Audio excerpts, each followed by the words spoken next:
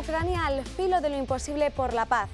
Putin ha sido claro, ha justificado su agresión militar y ha pronunciado por primera vez la palabra guerra. El presidente ruso culpa a Ucrania y a Occidente de la guerra y rechaza negociar la paz. Al mismo tiempo deja claro que no va a sucumbir ante ningún chantaje y avisa que está dispuesto a usar todos los medios que tiene para defenderse. Incluso ha lanzado una amenaza clara de usar armas nucleares si se ve amenazada la integridad territorial de Rusia. Estaríamos hablando de la primera movilización de Rusia desde la Segunda Guerra Mundial. Mientras, los aliados de Ucrania han calificado los referéndums de Rusia sobre las 4 regiones del Donbass que pretenden anexionarse de una farsa y se abren a la posibilidad de imponer más sanciones. Nos dirigimos a un abismo muy peligroso que, de no resolverse, puede acabar con todos cayendo por el barranco. Comenzamos.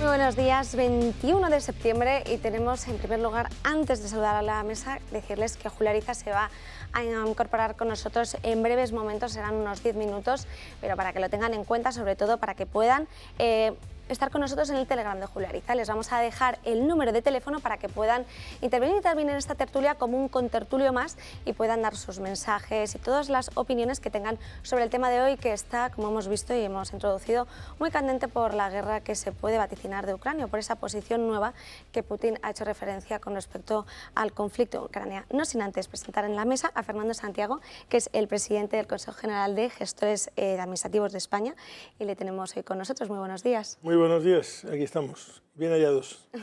Sí, porque aparte de temas, bueno, como vemos de actualidad política, vamos a ver de todo tipo, también temas económicos, que es lo que más preocupa a los españoles.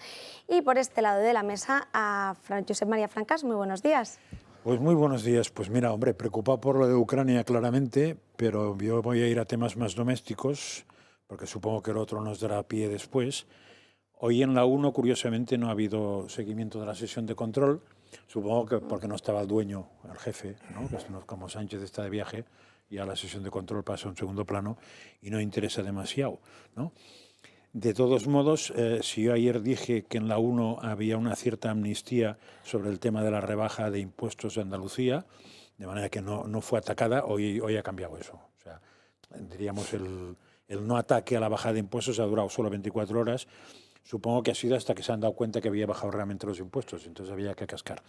Lo más curioso del tema es que una de las periodistas, María Dolores García, que igual a alguien nos suena, no mucho, que es subdirectora adjunta de La Vanguardia, ha dicho algo parecido a que eso solo afectaba a un 0, no sé qué de la población y tal, no sé qué, o sea, nada, que esa bajada de impuestos era una pura anecdótica, hasta que en la mesa le han dicho, hombre, es que también ha rebajado el IRPF. Y entonces, ante eso, ha tenido que rectificar y ha dicho algo así, diciendo, entonces sí que tenemos un problema. Claro, yo supongo que tenemos un problema de documentación, porque si te tiras a la piscina diciendo que solo afecta a un 0,2 y alguien te dice que afecta a toda la población, tienes un problema tú de documentación o de profesionalidad. Pero, en fin, lo dejo ahí.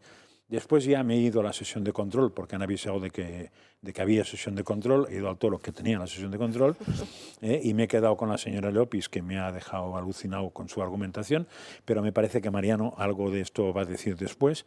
Y yo me he quedado con la señora Alegría, porque ha hecho al final una pregunta al PP, no hay nadie del PP, con lo cual no me la responderán, muy interesante, porque ha dicho, mírense en un espejo y pregunten, espejito, espejito, ¿quién es el único partido de España condenado por corrupción? Claro, no le ha respondido nadie. Si alguien se hubiera responder, le tendría que decir el PSOE, en la época de Felipe González, con Times, ¿cómo se llama? Malesa, Times Sports y otra. Filesa y tal. ¿Cuál? Filesa, eso se me olvidaba la gorda. Filesa, Malesa y Times Sports. Y en cambio el PP, a pesar de que puede ser muy corrupto, no tengo ninguna duda, pero la condena fue falsa porque fue un texto que tuvo que retirar el juez de Prada, si no recuerdo mal, porque se había excedido en sus comentarios. Pero no sé si alguien me va a responder, ellos sabrán. Pues tenemos en esta mesa a José Antonio Fuster, que se ha quedado ahí con la palabra en boca, no sin antes decirles que estamos mirando las imágenes del Congreso, porque justo está Marlaska hablando sobre la emigración y del problema que tenemos en Melilla. Yo sigo contándoles a los espectadores, ya que en otras televisiones no pueden ver el Congreso, como muy bien ha destacado Francas, para que sepan de lo que se está hablando. José Antonio Fuster, muy buenos días. ¿Qué tal? Muy buenos días. No, pues estará muy interesante lo que tenga que decir Marlaska de, fíjate, todas las invasiones que estamos soportando. En la cumbre de la OTAN, un cambio, en principio magnífico, en el cual decían, Pedro Sánchez dijo que los socios de la OTAN estaban preocupadísimos con el tema de la inmigración y sobre todo porque estaban viendo la desintegración del Sahel, que es una cosa, y cómo están subiendo en oleadas para el norte y buscando refugio, asilo, otra vida en Europa. Y nada se ha hecho, absolutamente nada. Desde la cumbre de la OTAN no hemos visto ningún cambio. La frontera sur sigue siendo el lugar más inseguro y más fácil, un coladero absoluto que va en contra de todos los intereses de la Unión Europea. Debería ir en contra de los intereses de la Unión Europea, pero sin embargo parece ser que va a favor de los intereses de Bruselas. Esa es la diferencia. La Unión Europea tiene un alma y Bruselas tiene sus propios intereses que hasta ahora ignoramos cuáles son. Y ese es el gravísimo problema de Frontera Sur, que hay que hablar de ello. Mariano Calleja, muy buenos días. Muy buenos días. Pues nada, yo vengo del Congreso de los Diputados. Es verdad que ha estado descafeinado un poquito porque Pedro Sánchez está en Nueva York, en la Asamblea General de la ONU, y pues, se ha eliminado esas 3 preguntas que suele tener el presidente del Gobierno, que por otra parte aportan bien poco al debate general en España y a la solución de los problemas que tenemos todos los ciudadanos, ¿no? Pero aún así, bueno, se ha hablado mucho de Ucrania, por supuesto, hay mucha preocupación por el último movimiento de Putin, y a mí me ha llamado mucho la atención también la ministra de Justicia, Pilar Llop. Se supone que el titular de Justicia en el Gobierno de España pues debería ser una persona pues, prudente, moderada, sensata, que se sujeta a la ley y se acabó, y que no esté en el barro político todos los días. Pues es todo lo contrario de lo que está haciendo Pilar Llop en este momento. ¿Y por qué? Nos podemos preguntar. Pues porque Pilar Llop empieza a sonar como candidata del PSOE a la alcaldía de Madrid para las próximas elecciones. ¿Y quién es Pilar Llop? Yo creo que si salimos a la calle y preguntamos quién es Pilar Llop, no sé si va a tener el conocimiento, puede ser, no sé, el 5%, y a lo mejor exagero, ¿no? Depende de donde preguntes. Depende, 4, 5, sí. pero no creo que supere más de un porcentaje pues tan bajo, ¿no? Entonces, claro, ella se está dando a conocer, pero se está dando a conocer a base de decir auténticas, bueno, no sé cómo calificarlo, pero auténticas payasadas casi a veces, ¿no? Como lo que dijo el otro día del metro, de la gente que viaja en metro y que no deja de hablar del Consejo General del Poder Judicial y esas cosas, y lo que hemos escuchado hoy en el Congreso. Entonces yo lo que estamos viendo en el Congreso pues es una serie de ministros que se huelen, se están oliendo cada vez más el cambio que se está produciendo en España, algunos ya de salida, y están preparando su propia salida en los próximos meses. Pues si os parece, vamos a tratar primero el tema de Rusia, porque al final, antes de entrar en tema sobre todo económico a nivel pues, que afecta sobre todo a los españoles, a las empresas, el tema de Rusia está candente sobre todo por las declaraciones que ha hecho Putin. Ayer conocíamos cómo las 4 regiones del Donbass pedían ese referéndum, y los aliados, como he comentado, por parte de Ucrania alegaban que eso era una farsa, porque al estar ocupada por Rusia, que no tenía ningún tipo de credibilidad al pedir ellos y exigir ellos esa anexión, sino que venía por parte de Rusia. Pero esto no es lo que piensa el presidente de Rusia. Tras más de 6 meses, la guerra de Rusia y Ucrania continúa, y cada vez con más gravedad. Y es que en un discurso pregrabado y emitido esta misma mañana, el Kremlin ha anunciado que va a decretar la movilización militar parcial. Creo que es necesario apoyar la propuesta del Ministerio de Defensa y el personal general para llevar a cabo una movilización militar parcial en Rusia. Repito, estamos hablando solo de una movilización parcial. Solo la gente en la reserva del ejército será elegible. Una medida con la que quería evitar el descontento de la población rusa, pero que al final ha conseguido llevar a cabo, y esto no es lo más significante, ya que por primera vez desde que comenzó la invasión ha pronunciado la palabra guerra. Lo han hecho amenazando a Rusia y Ucrania con su rusofobia y planes antirrusos, y empujando a Ucrania hacia la guerra contra nosotros. Además, Putin ha lanzado una clara amenaza al resto del mundo, asegurando que Rusia está por encima de todo y que si la amenaza no dudará en usar armas nucleares. A aquellos que se han permitido el lujo de decir estas palabras, quiero recordarles que nuestro país también tiene distintos medios de destrucción. Distintos medios que son mucho más eficaces que bonitos. Y con respecto a la amenaza hacia la integridad del territorio de nuestro país y la defensa de Rusia, desde luego que utilizaremos todos los medios que tengamos disponibles. Por otro lado, 4 regiones ocupadas por Rusia ya han anunciado sus planes de adhesión a este país. Lugansk, Donetsk, Gerson y Zaporizhia celebrarán los referéndums del 23 al 27 de septiembre, algo que Occidente considera una auténtica farsa e ilegalidad. Y es aquí donde Putin encuentra la justificación para movilizar a su población, ya que si estas regiones todavía ucranianas pasan a ser suelo ruso, Moscú puede presentar a la lucha en territorio ocupado como un ataque a su país. Estamos, por tanto, ante una gran amenaza mundial por parte de Rusia. Además, ayer también conocíamos cómo Rusia había trasladado a Ucrania baterías de misiles, que además lo había hecho de la zona dentro de San Petersburgo y se lo había llevado al frente ucraniano. Estos son al final todo tipo de no sé qué os parece. No sé a quién se extraña de lo que está diciendo Putin, vamos. A mí no me extraña nada, porque, a ver, el concepto de aquí la única duda es que es para Putin que haya integridad territorial. Pero es evidente que cualquier país del mundo, cuando afectan a su integridad territorial, se defiende con todo lo que tenga a su alcance. Si uno tiene tirachinas, con tirachinas, pero si tiene bombas atómicas, con bombas atómicas. Eso me parece que es evidente. Otra cosa distinta es que considera Putin integridad territorial. Si considera las zonas que se quiere anexionar de Ucrania, si considera Crimea, que supongo que sí lo considera porque ya está anexionada, eso es un tema ya discutible. Pero lo otro me parece de lo más evidente. Y que a ver, que la palabra guerra antes se podría usar, a pesar de que fuera una invasión, creo que es evidente, y ahora es una guerra, es evidente. A mí lo que me empezaría a gustar es que alguien hablara de paz, que desde hace tiempo es lo que encuentro a faltar. Desde la ONU hasta que no sepa qué sirve ya, o sea, creo que es un gasto, si antes era un gasto innecesario, superfluo además, pero en fin. Porque además en el ámbito, si nos vamos a fijar en el ámbito económico, si los aliados de Ucrania están indicando que lo que quieren es ponerle más sanciones a Rusia, al final esto se va a derivar en una crisis económica mayor también para Europa y por ende para España. Lo que no hay duda es que si seguimos en este ritmo va a seguir disparándose el costo de la energía, sí, claro. Y si alguien tenía dudas sobre la posibilidad de que haya cortes en algún momento de suministro, esto se acerca cada vez más. Es decir, no nos podemos seguir permitiendo el lujo de que este conflicto dure más tiempo, al menos en la parte que se respende a la energía, si los países europeos no hacen modificaciones en sus políticas para el suministro. Y no se ha hecho, y por lo tanto debería de preocuparnos muchas cosas. Lo primero que nos tiene que preocupar es la muerte de vidas humanas, lógicamente, pero sí debería de preocuparnos y mucho el tema de los cortes de los suministros que se puede dar, la subida de los precios y todo lo que va a eso alrededor, y la inseguridad jurídica que se crea, donde algunas grandes fortunas, pues en lugar de invertir en Europa, pues están yendo a invertir a otro sitio.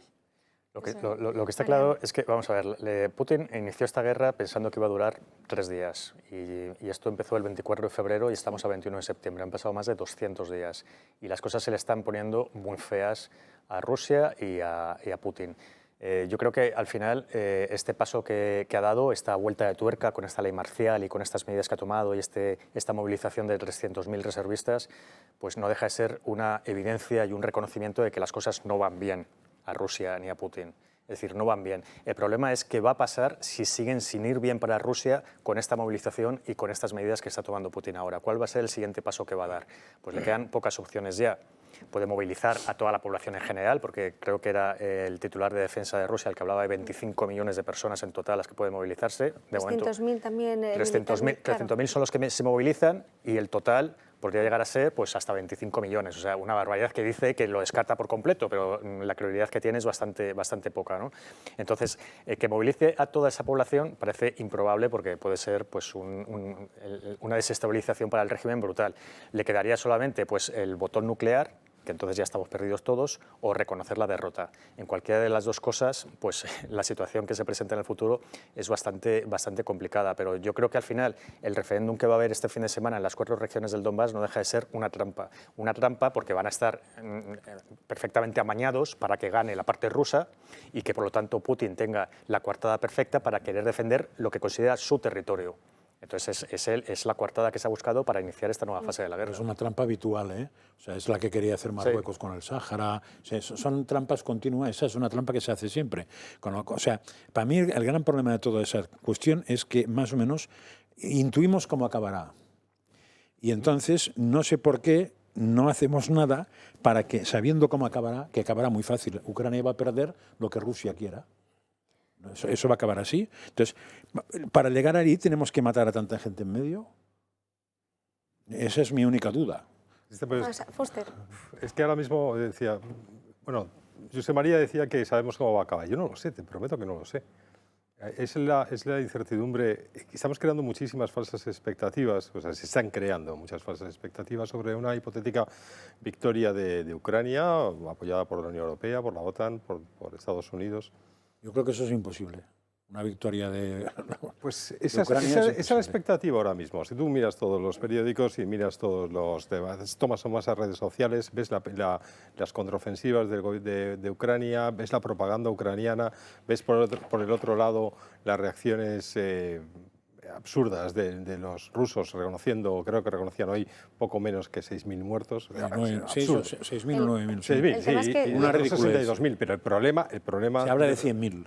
Claro, el problema de verdad... Sí, porque si no esta movilización no tendría sentido. Aparte que presentaron el otro día en un documento oficial en el que se habla de compensaciones a los soldados caídos y si hacías la cuenta, más o menos te podían salir en torno a, en ese momento, 40.000, 45.000.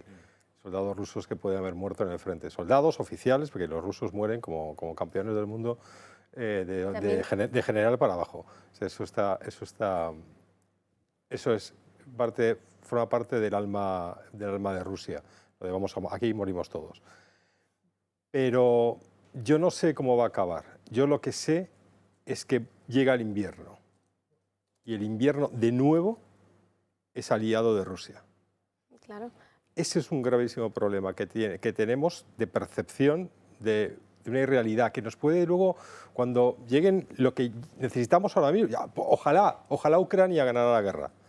Ojalá alguien le diera una salida medianamente airosa a Rusia. Pero ojalá Ucrania ganara la guerra. Pero estamos creando unas expectativas que pueden defraudar a muchísima gente y crear un sentimiento de frustración cuando llegue el momento, porque el invierno va a ser duro. ¿Y por qué Ucrania no tiene invierno, que no acabo de pillar? No, me refiero a que el invierno, no como operaciones militares, me refiero al invierno que viene a Europa.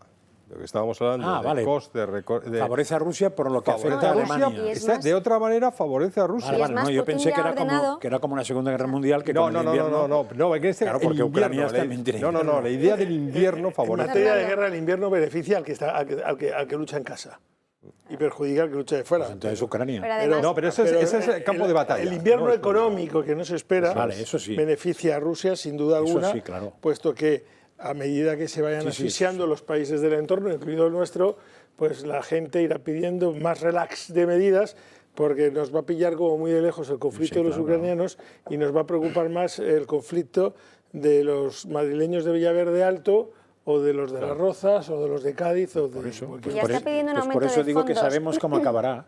Que es que se sumará el síndrome de Vietnam, por ejemplo, que es eso, es decir, las opiniones públicas de Europa, se van a sumar una serie de cosas y al final lo que es una dictadura siempre gana a corto plazo.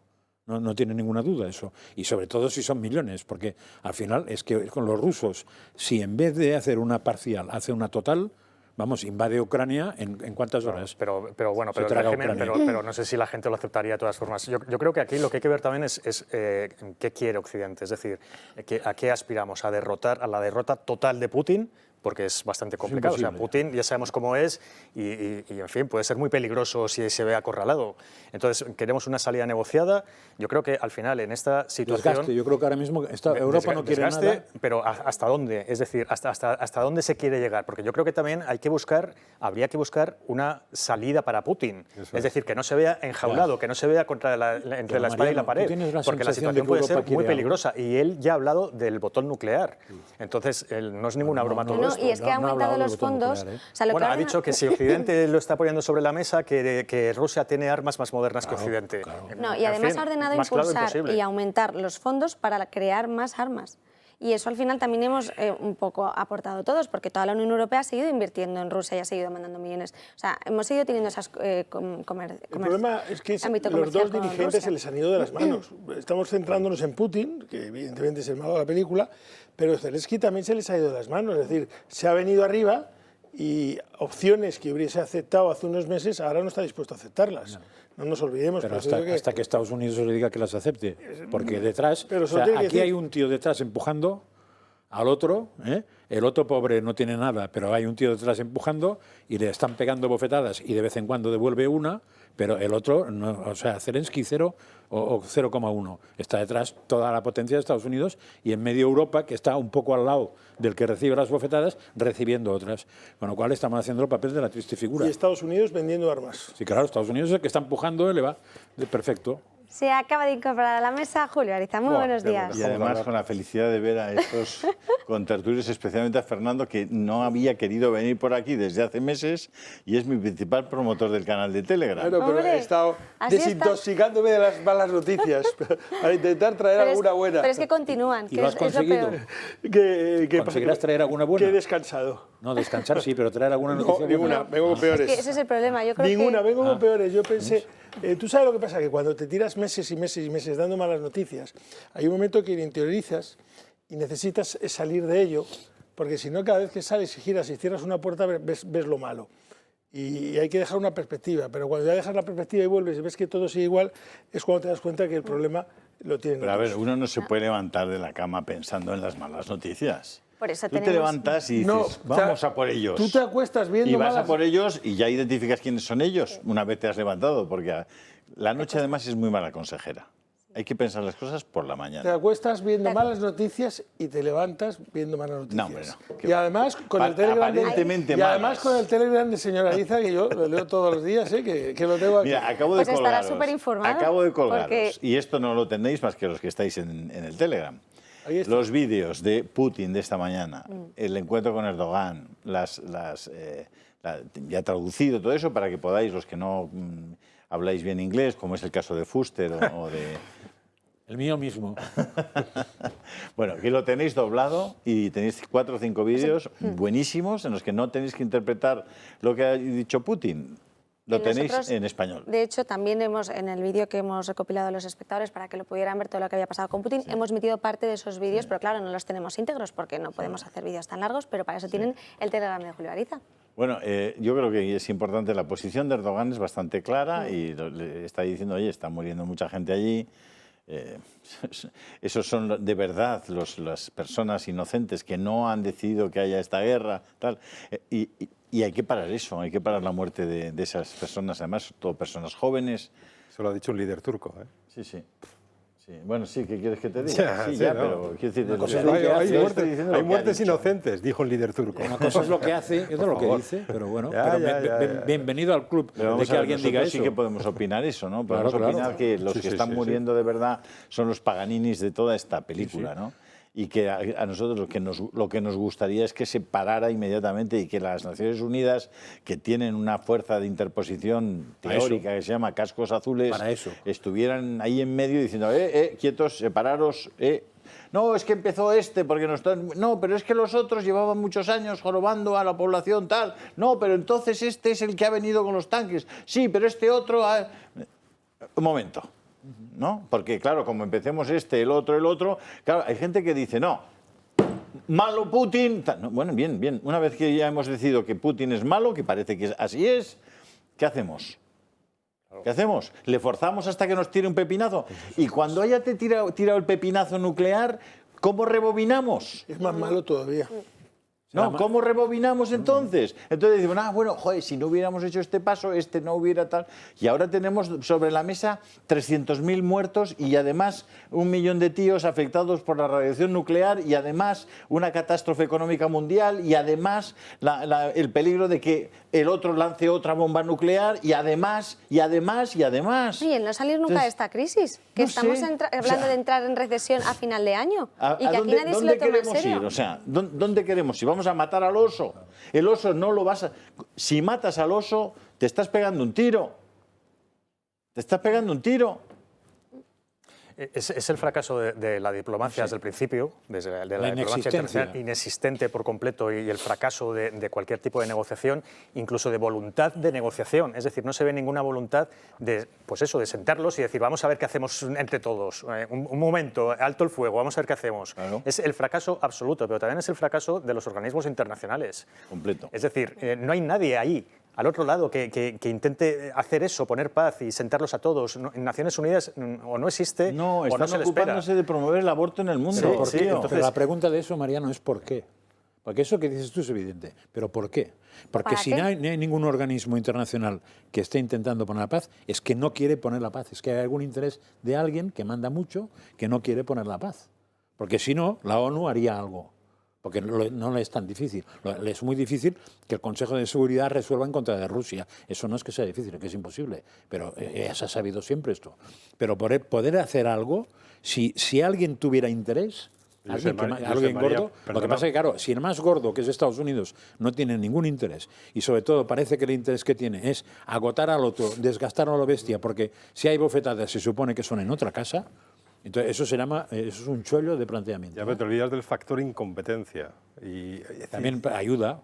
O ayuda, no, es perfecto ahora mismo. Pero si hubiera alguien interesado... Lo que está diciendo Mariano antes, ahora mismo nadie, el fracaso de la diplomacia, el fracaso de las conversaciones, el fracaso de las negociaciones, el fracaso de poder saber qué lenguaje emplear con Rusia, que tiene un lenguaje diferente al de Occidente, hemos tenido un fallo terrible. Hubo un tiempo de líderes en el mundo. Un tiempo en el que Ronald Reagan, Margaret Thatcher, Juan Pablo II sabían hablar el lenguaje de la Unión Soviética, sabían hablar con ellos, sabían qué decirles en cada momento para tranquilizar las cosas, para calmarlas. No se ha tirado ninguna bomba atómica desde Hiroshima y Nagasaki, no se ha tirado nada. Y fíjate que el mundo ha vivido situaciones terriblemente complejas. Y no podemos vivir con la idea permanente, o sea, de si un país tiene un arsenal nuclear, ya tenemos que...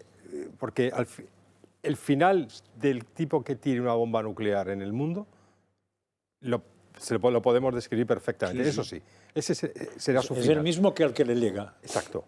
El mismo que le llega a otra, o sea que el primero que apriete el botón se suicida. Se suicida. Pero se carga al otro, pero se suicida. Sí, pero se suicida. Entonces yo dudo que con todas las crisis que ha vivido el mundo, crisis de una magnitud extraordinaria. India y Pakistán tienen bombas nucleares, o sea, y nadie ha tirado una bomba nuclear porque sería el fin de eso. No podemos estar yendo. Yo creo ahora mismo que hay muchísima más incompetencia en los organismos internacionales, incompetencia y falta de liderazgo en el mundo de lo que había entonces, con lo que se podía hablar. Y el interés, Si hubiera incompetencia y hubiera interés, verías meteduras de pata continuas en un intento de... Pero es que no se ve el intento. ¿Tú has visto alguna cumbre de países aliados de Ucrania en la que no ha habido nunca, no ha habido nada? ¿Y por qué no ha habido nada? Hombre, muy fácil, porque Italia está pidiendo que negocien ya, porque no puede más. Porque Francia está pidiendo que negocien más, porque Alemania está estrangulada. España, estamos comprando gas ruso como si no hubiera mañana y comprándole a los americanos. Y yo no veo que pidan que negocien. Igual es que no me entero. Italia, sí. Italia muy pequeñita. Macron lo ha pedido ya 34 veces, más o menos. Con una boca muy pequeñita, porque si quisiera Macron... Lo piden donde tiene que pedirlo. Lo que pasa es que, claro, como no hay un acuerdo... Si Italia, Francia y Alemania quieren la paz, Estados Unidos tiene un problema. Porque la OTAN no estaría tan fija. Estados Unidos maneja el 55% de la OTAN. Sí, claro, pero puede manejar el 55% de fondos, puede manejar, pero no maneja el 55% de voluntades. La voluntad es lo que diga Washington. Y ahora mismo lo que diga el eje atlántico, que es Estados Unidos y Reino Unido. Esos son ahora mismo los que mandan en este día. El resto estamos todos estrangulados, pensando que llega el invierno, pensando que nuestras economías se están empobreciendo. Vamos a la cesta de la compra, empezaremos a protestar. Todos son problemas. Pero... A mí me suena, por ejemplo, que la respuesta de Alemania a eso, en vez de ser una petición de paz, me da la sensación de que fue decir que invertiría lo que no está escrito en armas. Me suena que es una respuesta algo distinta a pedir la paz. No, es que claro, estamos hablando aquí de dirigentes internacionales en Alemania, en Francia, en Italia, y luego está el gobierno de España. No sé si habéis escuchado las declaraciones de Pedro Sánchez desde Nueva York comparando Ucrania y Rusia con una mujer maltratada por un hombre. Es decir, estamos en ese nivel. En España ahora mismo Ucrania es la excusa que encuentra el gobierno para todos los males que tiene este gobierno, y encima, pues, en fin, las comparaciones que hace pues, son bastante desafortunadas desde mi punto de vista. Es decir, que yo creo que el papel de España también en esta situación pues, deja bastante que desear. No se te olvide que el gobierno de España tiene en su gobierno gente prorrusa. Claro. Sí, claro, empezando por ahí, por el problema de división. Es curioso todavía más curioso. ¿Qué os parece si nos vamos a una publicidad para luego hablar del tema económico que nos afecta sobre todo a los españoles? Porque, como ha indicado muy bien Fuster, al final es algo que se deja para el final, nunca mejor dicho. Y nos tenemos que, sin decirles ante los espectadores, que se hagan del club de amigos, porque es muy importante que nos apoyen, nos ayuden a financiarnos, ya que no tenemos ninguna otra alternativa y podamos seguir dando toda esta información, contándoles la verdad tal y como nosotros pues, la conocemos. Para ello llamen al 91 616 24 64, 91 616 24 64, y enseguida volvemos, no sin antes recordarles que para los del Club de Amigos el 28 de septiembre de este mes tienen una reunión para conocer en esta ocasión la Catedral de Notre Dame con en el ámbito cultural que tienen todos nuestros amigos del Club de Amigos, no se lo pueden perder. Volvemos en unos minutos enseguida. Las 12:30 y tenemos que hablar de un tema que es una realidad que han vivido los españoles este verano, porque el 40% de los negocios, tanto pequeños como medianos, ha cerrado con pérdidas en España. Y lo sabemos gracias al barómetro realizado por el Consejo General del Colegio de Gestores Administradores de España. Vamos a ver un resumen sobre lo que ha ocurrido aquí.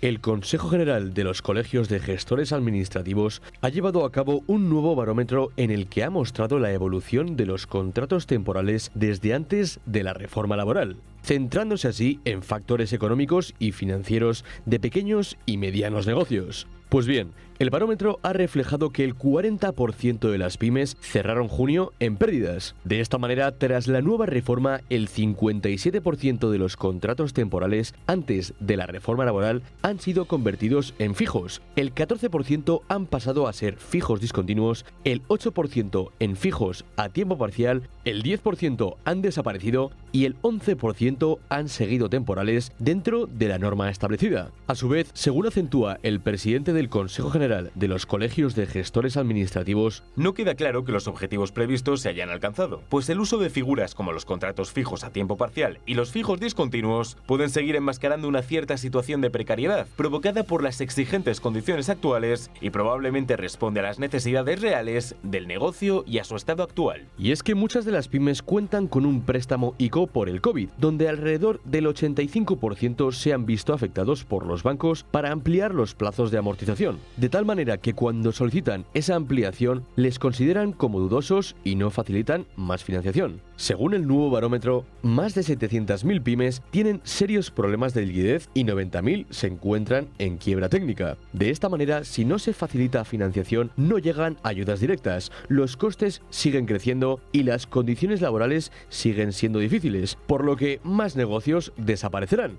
Aproximadamente el 90% de los gestores administrativos vaticinan que la situación va a empeorar en los próximos meses. No se trata de generar miedo, se trata de que se sea consciente de la situación y se tomen las medidas que tocan en este momento: facilitar liquidez, deflactar los impuestos, revisar el IVA de algunos productos, buscar soluciones alternativas a los altos costes de la energía, reducir la presión de los seguros sociales y flexibilizar el mercado de trabajo en la medida de lo posible, en lugar de volver a la carga con la subida del salario mínimo interprofesional. En definitiva, o se implantan medidas urgentes o la situación será mucho peor. ¿Y quién mejor para explicarnos todo esto que el propio presidente Fernando Santiago? Sobre todo porque esta situación va a ir a más. Va a ir a muchísimo más. Eso que la noticia, como lo oyes rápido, no tomas nota de determinados asuntos importantes. Primero, se habla de los contratos. Habéis visto lo que la letra pequeña es que de cada 100 contratos temporales completos que había, solo 57 han pasado a fijo. Los otros 43 se han dividido en esos fijos discontinuos, que significa fijos sí, pero menos horas de trabajo. En esos fijos a tiempo parcial, que significa fijos sí, pero menos horas de trabajo, o en ese 10% que ha desaparecido sin más. Si hoy leéis las noticias de los periódicos, ya la Inspección de Trabajo dice que lleva detectados cerca de 26.000 contratos fijos discontinuos en fraude, que significa que están trabajando a jornada completa, pero que realmente se les ha pasado a fijos discontinuos para cotizar menos. ¿Y por qué se hace para cotizar menos? ¿Porque el empresario de turno es golfete y quiere hacerlo? No, porque no da. ¿Por qué no da? Porque tenemos unos tipos absolutamente disparados, enormes, y que además no han sido deflactados para asimilarlos a la situación de la inflación. Efectivamente, también dice la noticia la cantidad de empresas que en quiebra. La noticia, como es el resumen de lo que hay en la realidad, nos dice que en el mes de agosto han desaparecido, sin más, 20.000 empresas. 20.000. Que ahora mismo hay 250.000, cuanto antes teníamos 300.000, lo que significa que han desaparecido tras 50.000. Que tenemos 90.000 más, lo que significa que si nos volviéramos un año atrás, donde antes decíamos que había 300.000, ahora llegamos a 390.000 empresas, sumando las desaparecidas con lo otro. Lo que significa que se ha incrementado un 30%. Pero además hay un detalle importantísimo y peligrosísimo. Un 10% de las empresas de este país, 290.000, están fuera del sistema. ¿Qué significa fuera del sistema? Bueno, los vulgares castellanos dirían que están trabajando en dinero negro. Nosotros decimos que están trabajando en el mercado paralelo. En B, ¿no? Es decir, hay 290.000 señores que les interesa ya o no cobrar el IVA, o que me dé usted metálico, que me haga no sé qué, porque de esa forma me va mejor. Eso, y lo digo como presidente de los gestores, hay que acabar cuanto antes con eso y hay que cortarlo de raíz. ¿Por qué? Porque es una competencia además desleal al que tiene que pagar los impuestos. Es decir, a todos nos da pena, a todos nos da muchísima pena un señor que no le da y que lógicamente pues empieza a vender de una determinada forma para poder llegar a fin de mes. Pero es que me perjudica a mí, te perjudica a ti, perjudica al lado, porque cuando crucemos la calle y vamos al bar de enfrente de este estudio de televisión, el señor tiene que cobrar IVA. Y si al lado se pone un chiringuito no cobrando el IVA y bajando medio euro la Coca-Cola, pues sí, será más barata, pero estamos cerrando empresas y estamos acabando con la economía del país. Y es peligrosísimo lo que está ocurriendo, porque además no hemos visto solución, vemos que la cosa va a peor. A principio de año nosotros, acuérdese, además lo hicimos en esta casa, el cálculo que teníamos era de 18% de empresas salirse del sistema, casi 500.000, ya van en un 10%, pero es que esto va increciendo. Y como anunciamos en mayo, esto acaba de empezar. Lo gordo viene en diciembre y enero. Ahí vamos a lo gordo. Ahí las empresas no van a poder más si no se toman medidas. Quiero recordar a todos los telespectadores de aquí que España, que es un país de microempresas, el 90 y tanto por ciento de pymes. Es de pymes, pero tienen en estos momentos 500.000 de autónomos en la edad de jubilación, que están trabajando. Si ese 500.000 de autónomos, que seguramente sean mileuristas, que incluso ganan menos que a los que les han subido el salario mínimo profesional, porque en este país hemos subido en los 4 últimos años el 40% el salario mínimo profesional, hemos elevado los costes de las pymes el 40%, pero al autónomo que era mileurista lo que hemos hecho ha sido rebajarle y hacerle que gane menos. Si ese 500.000 de señores de 65, 66, 17 años no les promocionamos, no les alentamos a que sigan con su negocio abierto, lo que van a hacer es jubilarse. Y van a decir, mire, para tener un negocio abierto que me den 1.000, me jubilo y que me den 800, pero no hago, no sufro, duermo y estoy todo el día en casa. Pero además tenemos un mercado laboral incipiente de gente joven que está saliendo de las universidades, a los que no se les alienta el que hagan un negocio por su cuenta. Porque además en este país hemos demoniado al empresario. El empresario es golfo, el empresario engaña. El empresario estafa. Hay que hacer una ley de prevención de riesgos laborales porque los empresarios no se ocupan de sus trabajadores.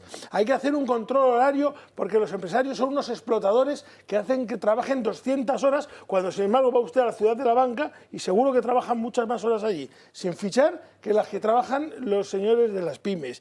Porque defrauda y entonces no puede llevar dinero en efectivo porque se ocupa pagar en negro. Es que es un mensaje que el gobierno o los gobiernos de la nación llevan dando mucho tiempo. Y nadie, hoy en día, cuando sale a la universidad, no quieren ser autónomos, ¿qué quieren ser? Funcionarios. Quieren tener el sueldo fijo y cobrar. ¿Y qué es lo que le pasa a un país que vive solo de sus funcionarios? Es decir, ¿cuál es el resultado de los países en el entorno, o históricamente de los países donde el pueblo vivía del Estado porque el Estado pagaba todo? Señora Ariza, ¿el resultado cuál era? Que no tira. Que no tira. ¿Y qué ha pasado con esos países? La ruina. La ruina y la miseria.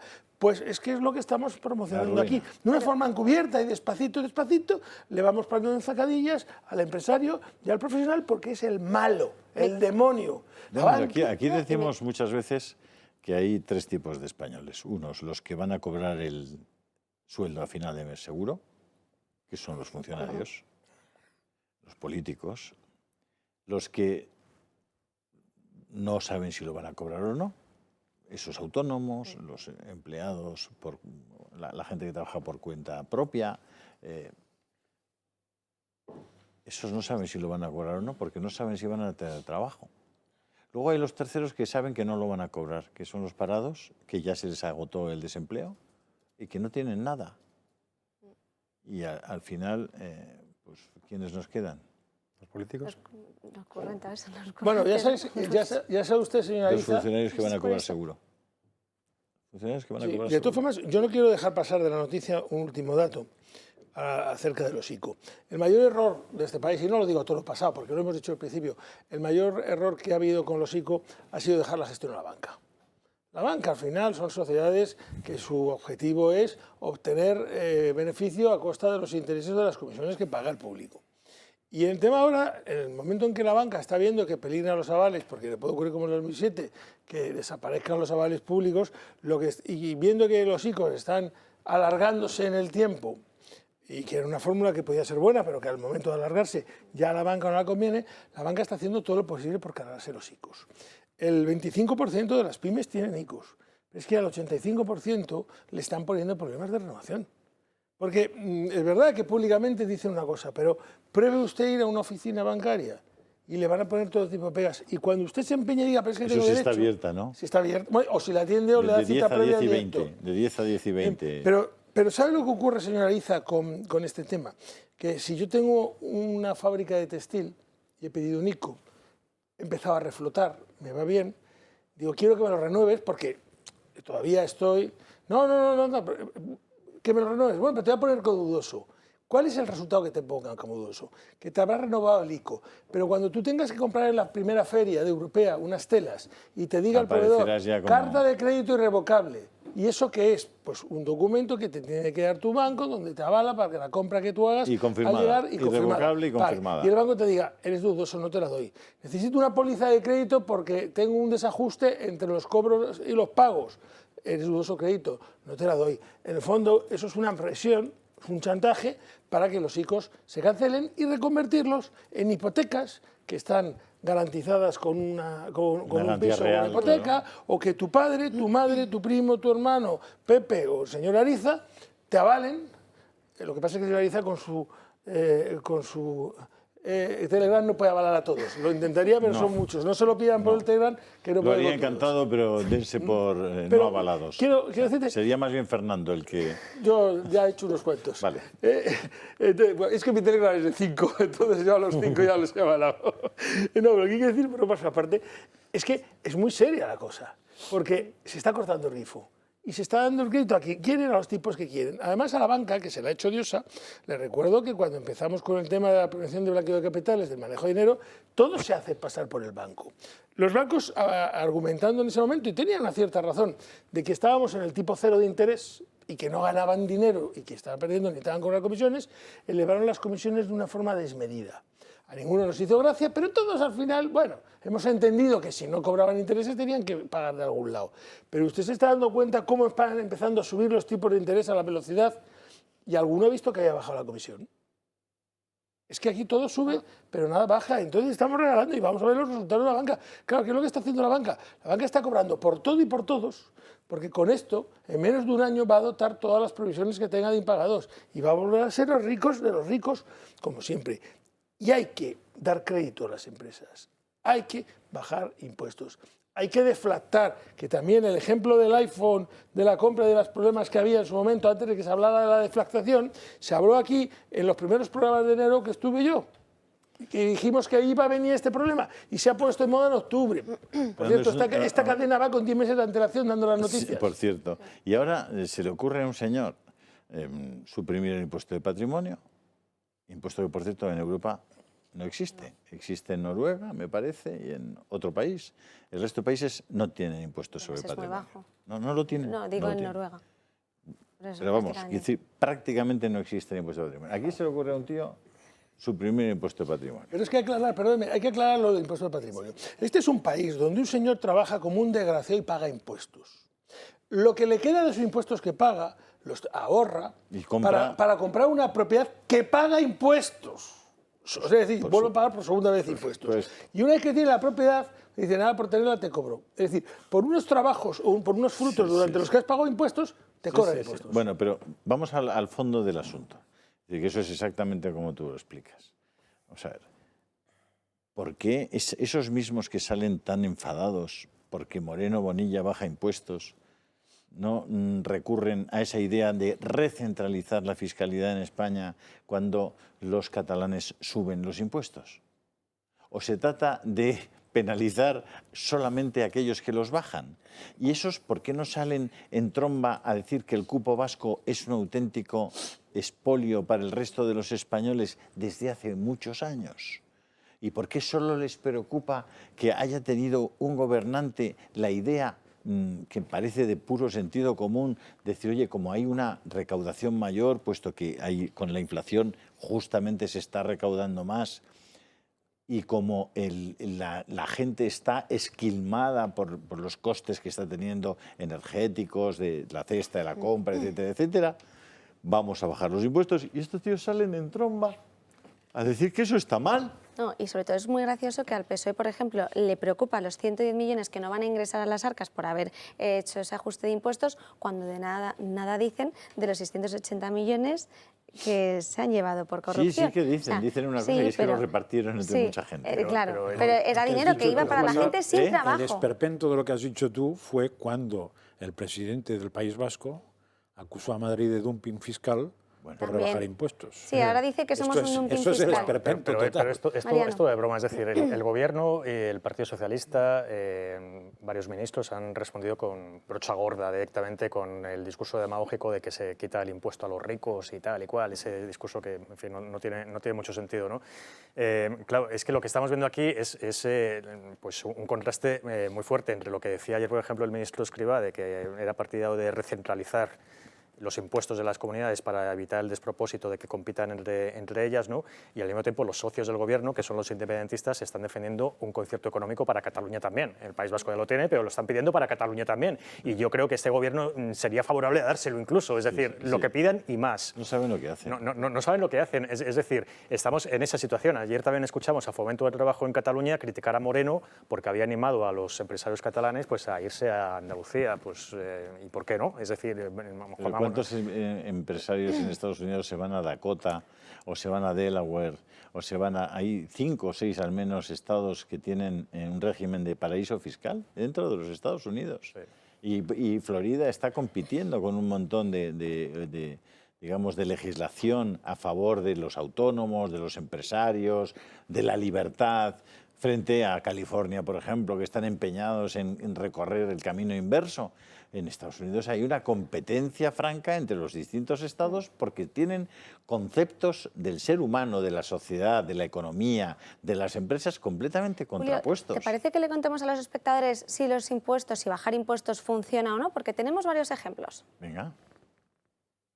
El mantra de que bajar impuestos conlleva una reducción de la recaudación y, por ende, un empeoramiento de los servicios públicos no es real. Según datos de la Consejería de Economía, Hacienda y Empleo, publicados por OK Diario, reducir los impuestos puede ser sinónimo de engrosar las arcas públicas.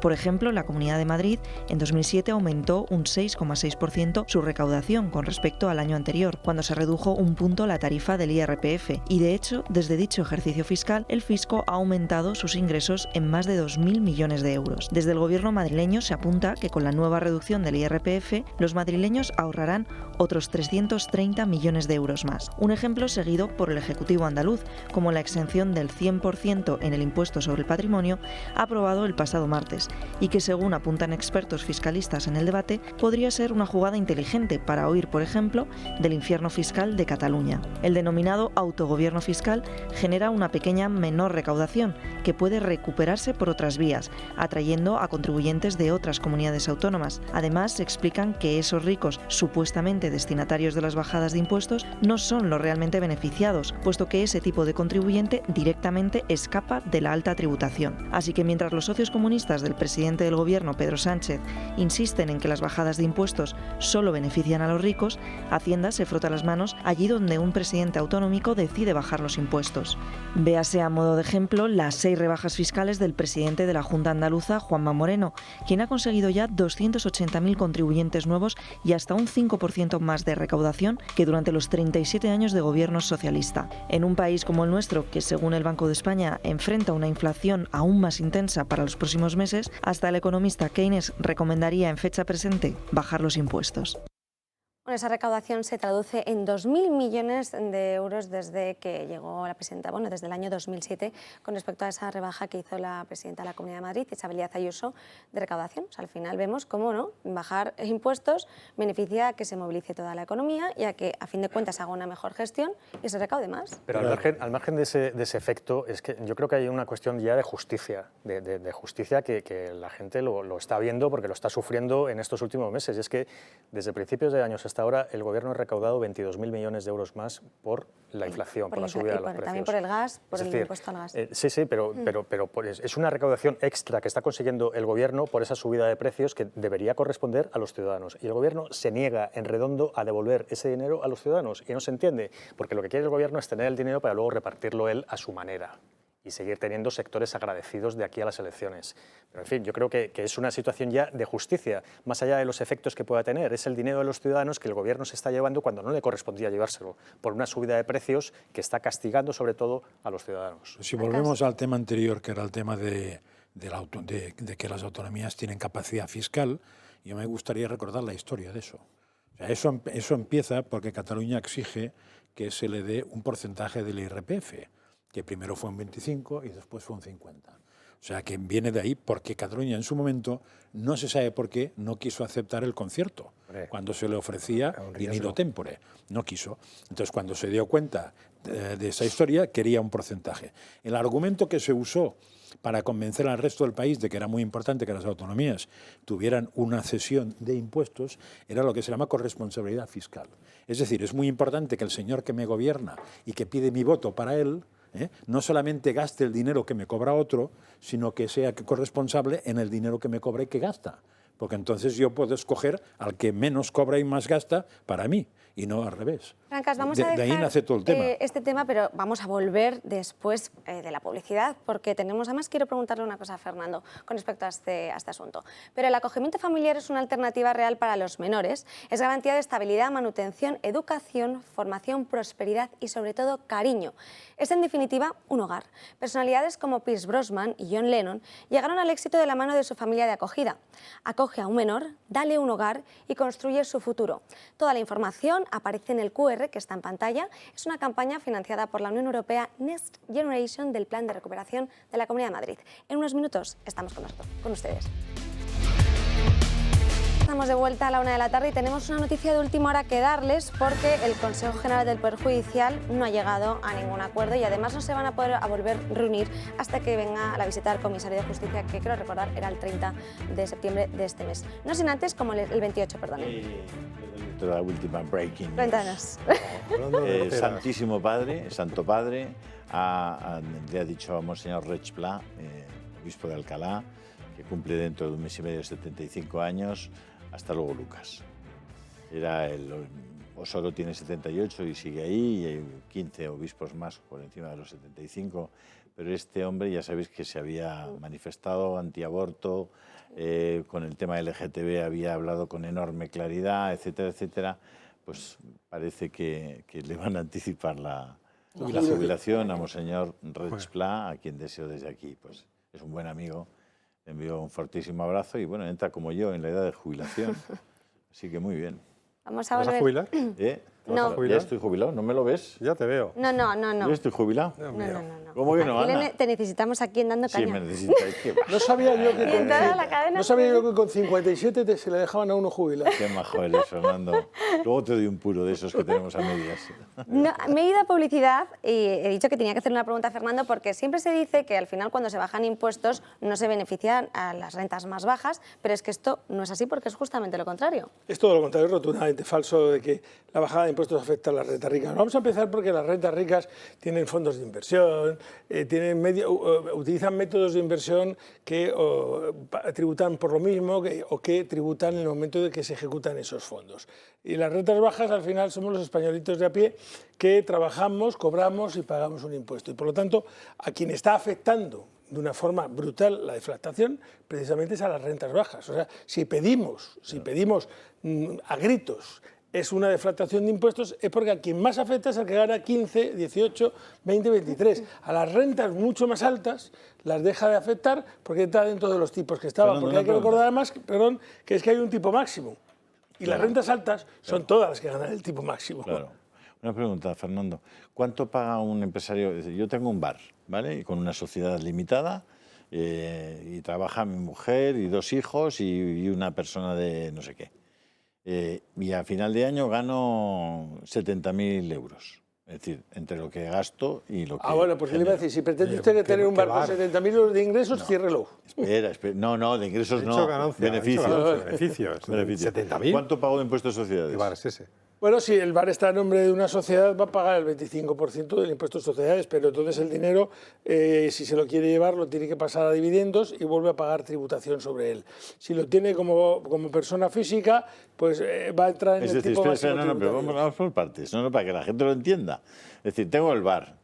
Me levanto a los días a las 5 de la mañana, me voy a Mercamadrid, compro el pescadito para hacer el menú del día y la carne y las verduritas, y me voy al bar, limpio la cocina, preparo todo, limpio la barra, monto el tal, en fin, todo lo que hay que hacer para mantener... Pero que si haciendo eso gana usted 70.000... Sí. Limpios, sí. Es un empresario autónomo afortunado. Sí. Espera, no, estoy de acuerdo. Vale, sí, pero pongamos a ese afortunado que le mete 19 horas diarias de trabajo, que se deja ahí las cejas, los bigotes, vale, y consigue ganar esos 70.000 euros. Sí. Bien.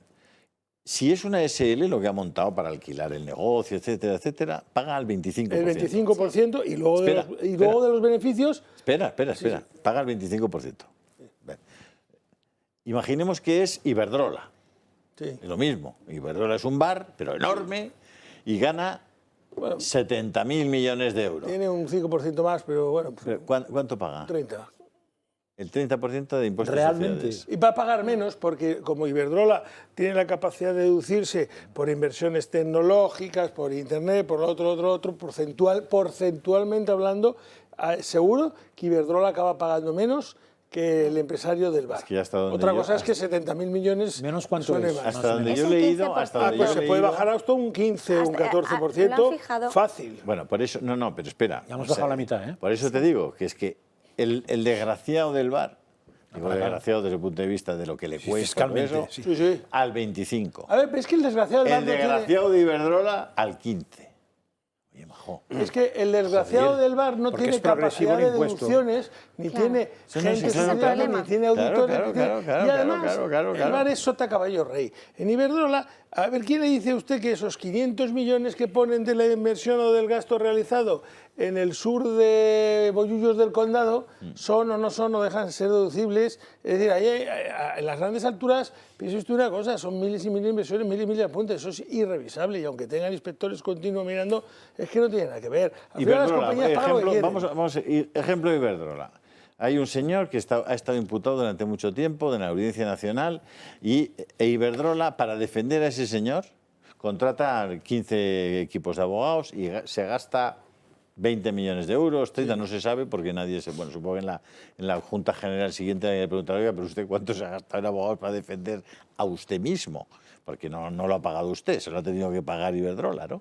¿Y cuánto se ha gastado usted en medios de comunicación para cubrir que no contaran que usted estaba imputado durante todo ese tiempo? ¿Cuánto? ¿500 millones? ¿300? ¿750 millones? Es decir, la capacidad que tiene una gran compañía de prácticamente desde ese minarete hacer lo que le dé la gana,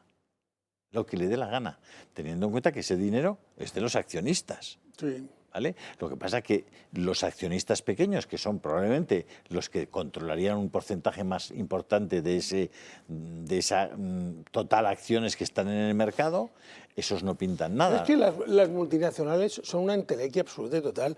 Las multinacionales no son propiedad de nadie, son propiedad del presidente o de la ejecutiva de turno, que es la que manda. Porque por esa razón, usted imagínese la cantidad en los bancos.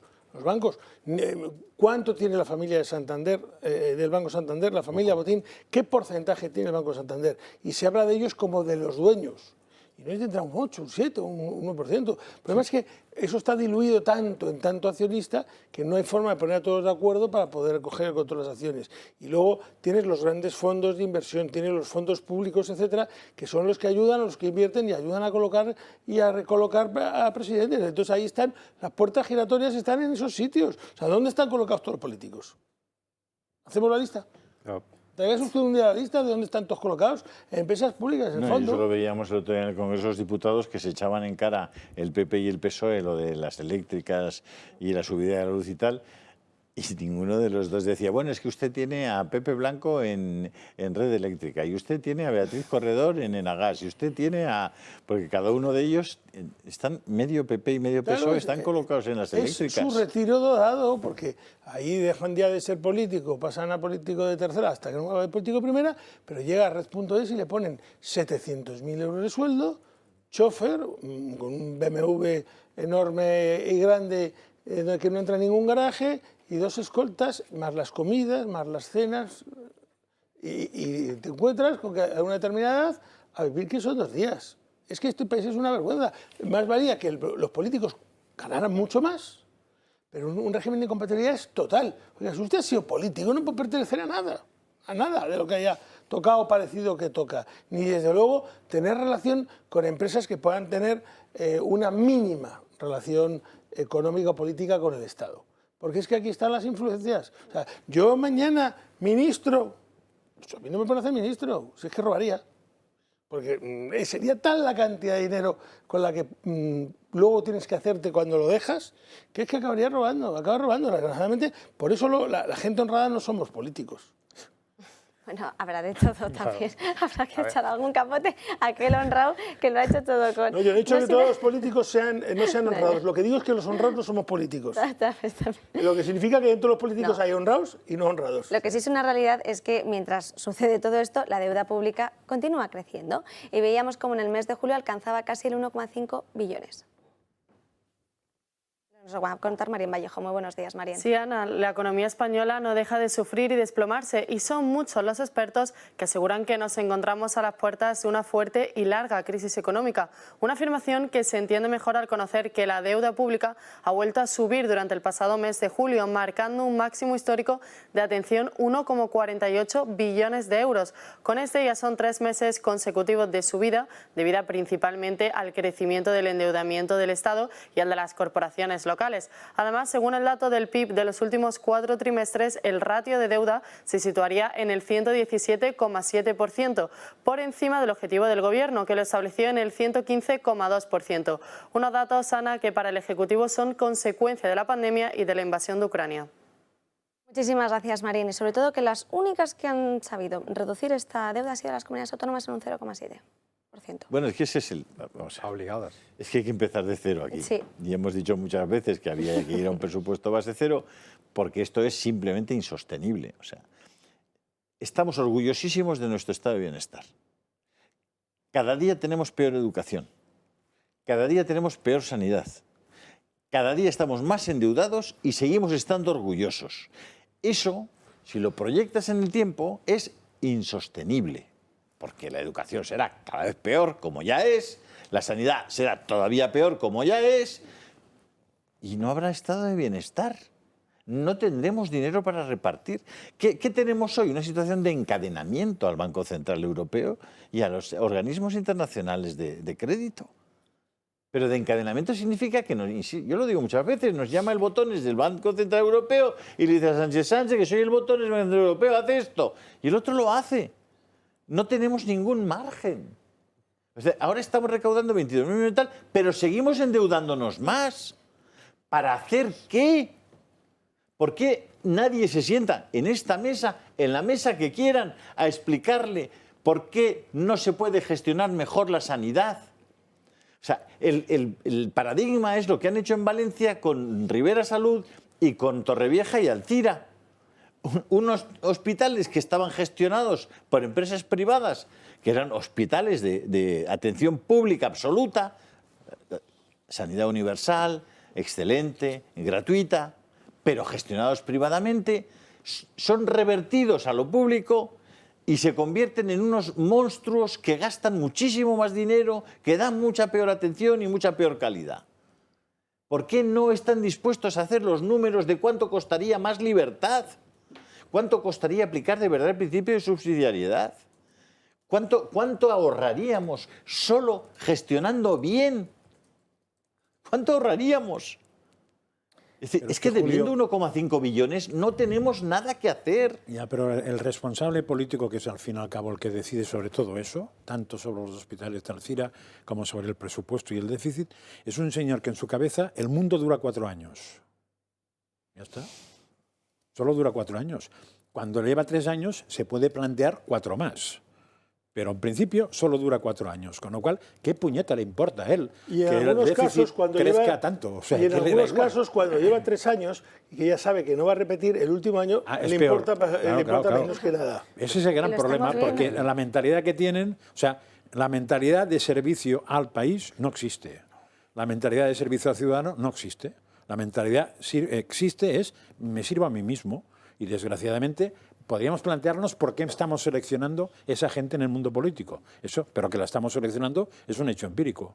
O sea, busca un político que piense más allá. Pero es que, José María, al final es como si vas al médico y te dice, no, tiene usted un pequeño bultito. Tira. Y vuelve a cabo de 6 meses, no, el bultito ya. Y el bultito, y al final tienes de metástasis en páncreas, metástasis en el médico no te dice... Tal. Pero el médico no te dice, tiene usted un bultito, te dice, mira que el vecino de ahí tiene un bultito. Y tú dices, pues es un problema del vecino.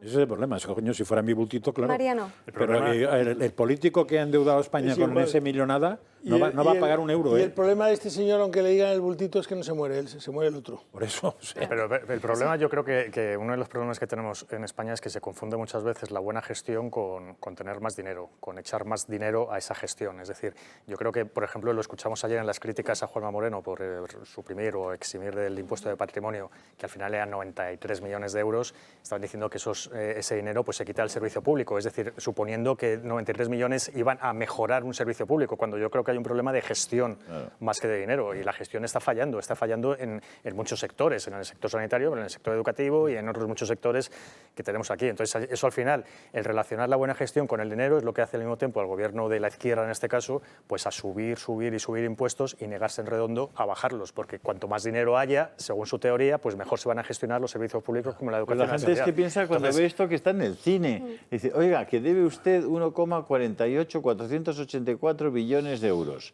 Eso dividido por 48 millones de habitantes son más o menos 35.000 euros por barba, incluidos recién nacidos y ancianos al borde a punto de morir. 35.000 euros, venga, vamos cada español al notario a dar un reconocimiento de deuda de 35.000 euros. O sea, todos los que nos están viendo en este momento y todos los que están a su alrededor y los que están en el bar tomándose un pincho de tortilla con una caña, debe cada uno 35.000 euros. No los debe Pedro Sánchez, no los debe el gobierno, los debemos los españoles, porque unos señores han decidido que había que gastar más de lo que ingresábamos. Y además, había que ingresar más gestionando mal. Porque dices, no, es que vamos a tener unos servicios... No solamente la sanidad es peor, la educación es peor. Van a poner tickets, ¿cómo se llama? Peajes en las autovías. Sí. Es que hay que pagarlo todo. Y cuando lo has pagado todo, el IVA. Y cuando vas a tomar el café, al 12% o al 10%. Claro, en Y ese, mira, en ese ayer círculo José vicioso- Ramón explicó aquí, Sí. que habló de eso, Sí, es explicó verdad. que en España los que no tienen deuda de hecho son los ayuntamientos. Los que tienen menos y de hecho no tienen deuda. ¿Por qué? Pues La han fundamentalmente es por un asunto, creo yo, bastante simple, porque lo hablé con muchos alcaldes. Porque claro, en la crisis del 2008 lo que hizo es que algunos ayuntamientos quedaran quebrados. Entonces, ahí sí que recibía al alcalde, porque el alcalde suele ser un tío que vive en el ayuntamiento. Si es pequeño, ni te cuento. Entonces, claro, es un señor que cuando va por la calle, los ciudadanos le dicen, ¿qué puñetas has hecho, tío? ¿No?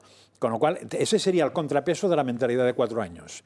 ¿Qué hacían los alcaldes? Y a mí me dijeron más de uno, me dijeron, mira, tenemos fondos para gastar, pero se ha acabado. Yo no gasto nada que después me exija mantenimiento. O sea, no gastaré en un museo, porque Europa nos pagaba un museo, pero que tengo que poner 2 bedeles, 3 directores, no sé qué, que es un sueldo, ni hablar. O sea, yo esto no... Con lo cual, son los únicos que pensaron en que hay cosas que son inversiones y hay cosas que son gastos.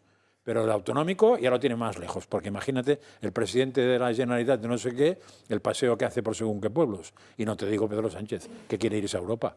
Quien ha querido poner en relieve esto también ha sido en el Congreso Iván Espinosa de los Monteros, que de hecho se lo ha comparado a Nadia Calviño con la bajada del Levante, la situación que teníamos actualmente en la economía española. ¿A usted le gusta el fútbol? ¿Usted sigue la Liga? ¿Sabe usted quién ganó la Liga el año pasado? Bueno, se lo digo yo. El año pasado la Liga la ganó el Real Madrid. ¿Sabe usted quién bajó a segunda? 3 equipos todos los años. Entre ellos hubo un equipo muy querido que bajó a segunda, que es el Levante.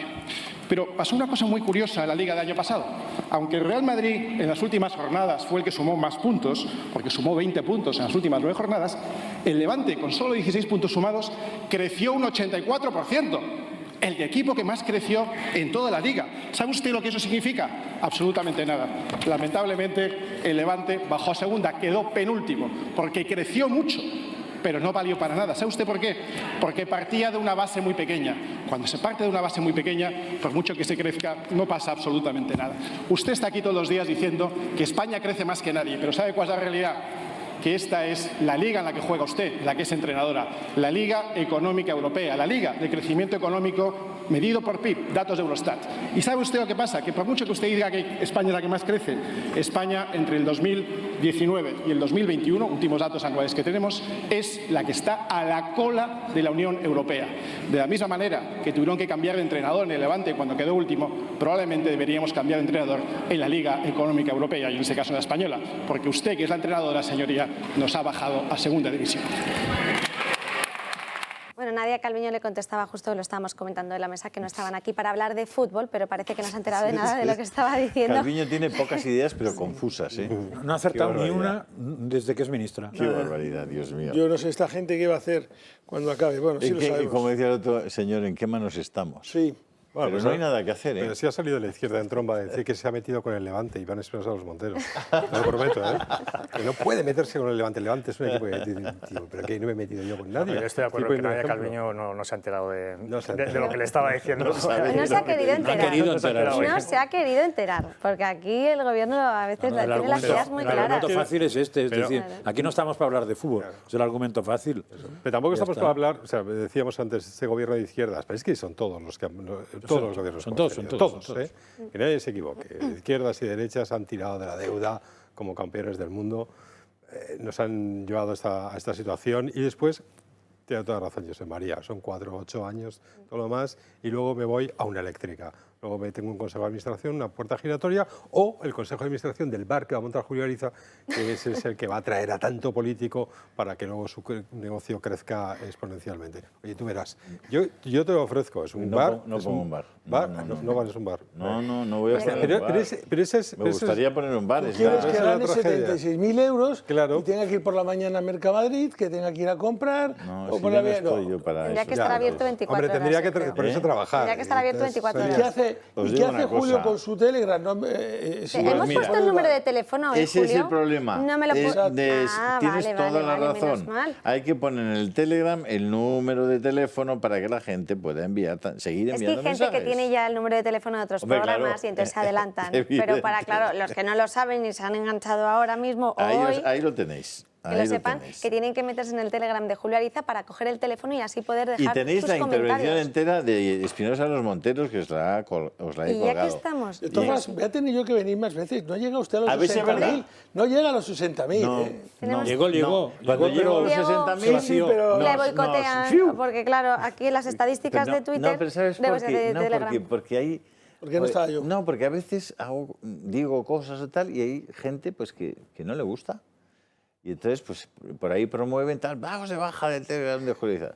Bueno, pues oye, pero está Creo que bien. También son las estadísticas y algoritmos de las aplicaciones, que nos dicen que están... No lo sé, yo creo que pues, no, que tenemos ahí unos cuantos diablillos. La realidad es multifactorial siempre, o sea, siempre. Son una cosa más otra, que es una cosa más otra, son varios... El próximo día que venga yo les animo a la gente, con 58.000. El próximo día que venga le quiero ver en 58.000. Sí, hombre, con 58.000. Yo creo que hoy lo podemos conseguir incluso.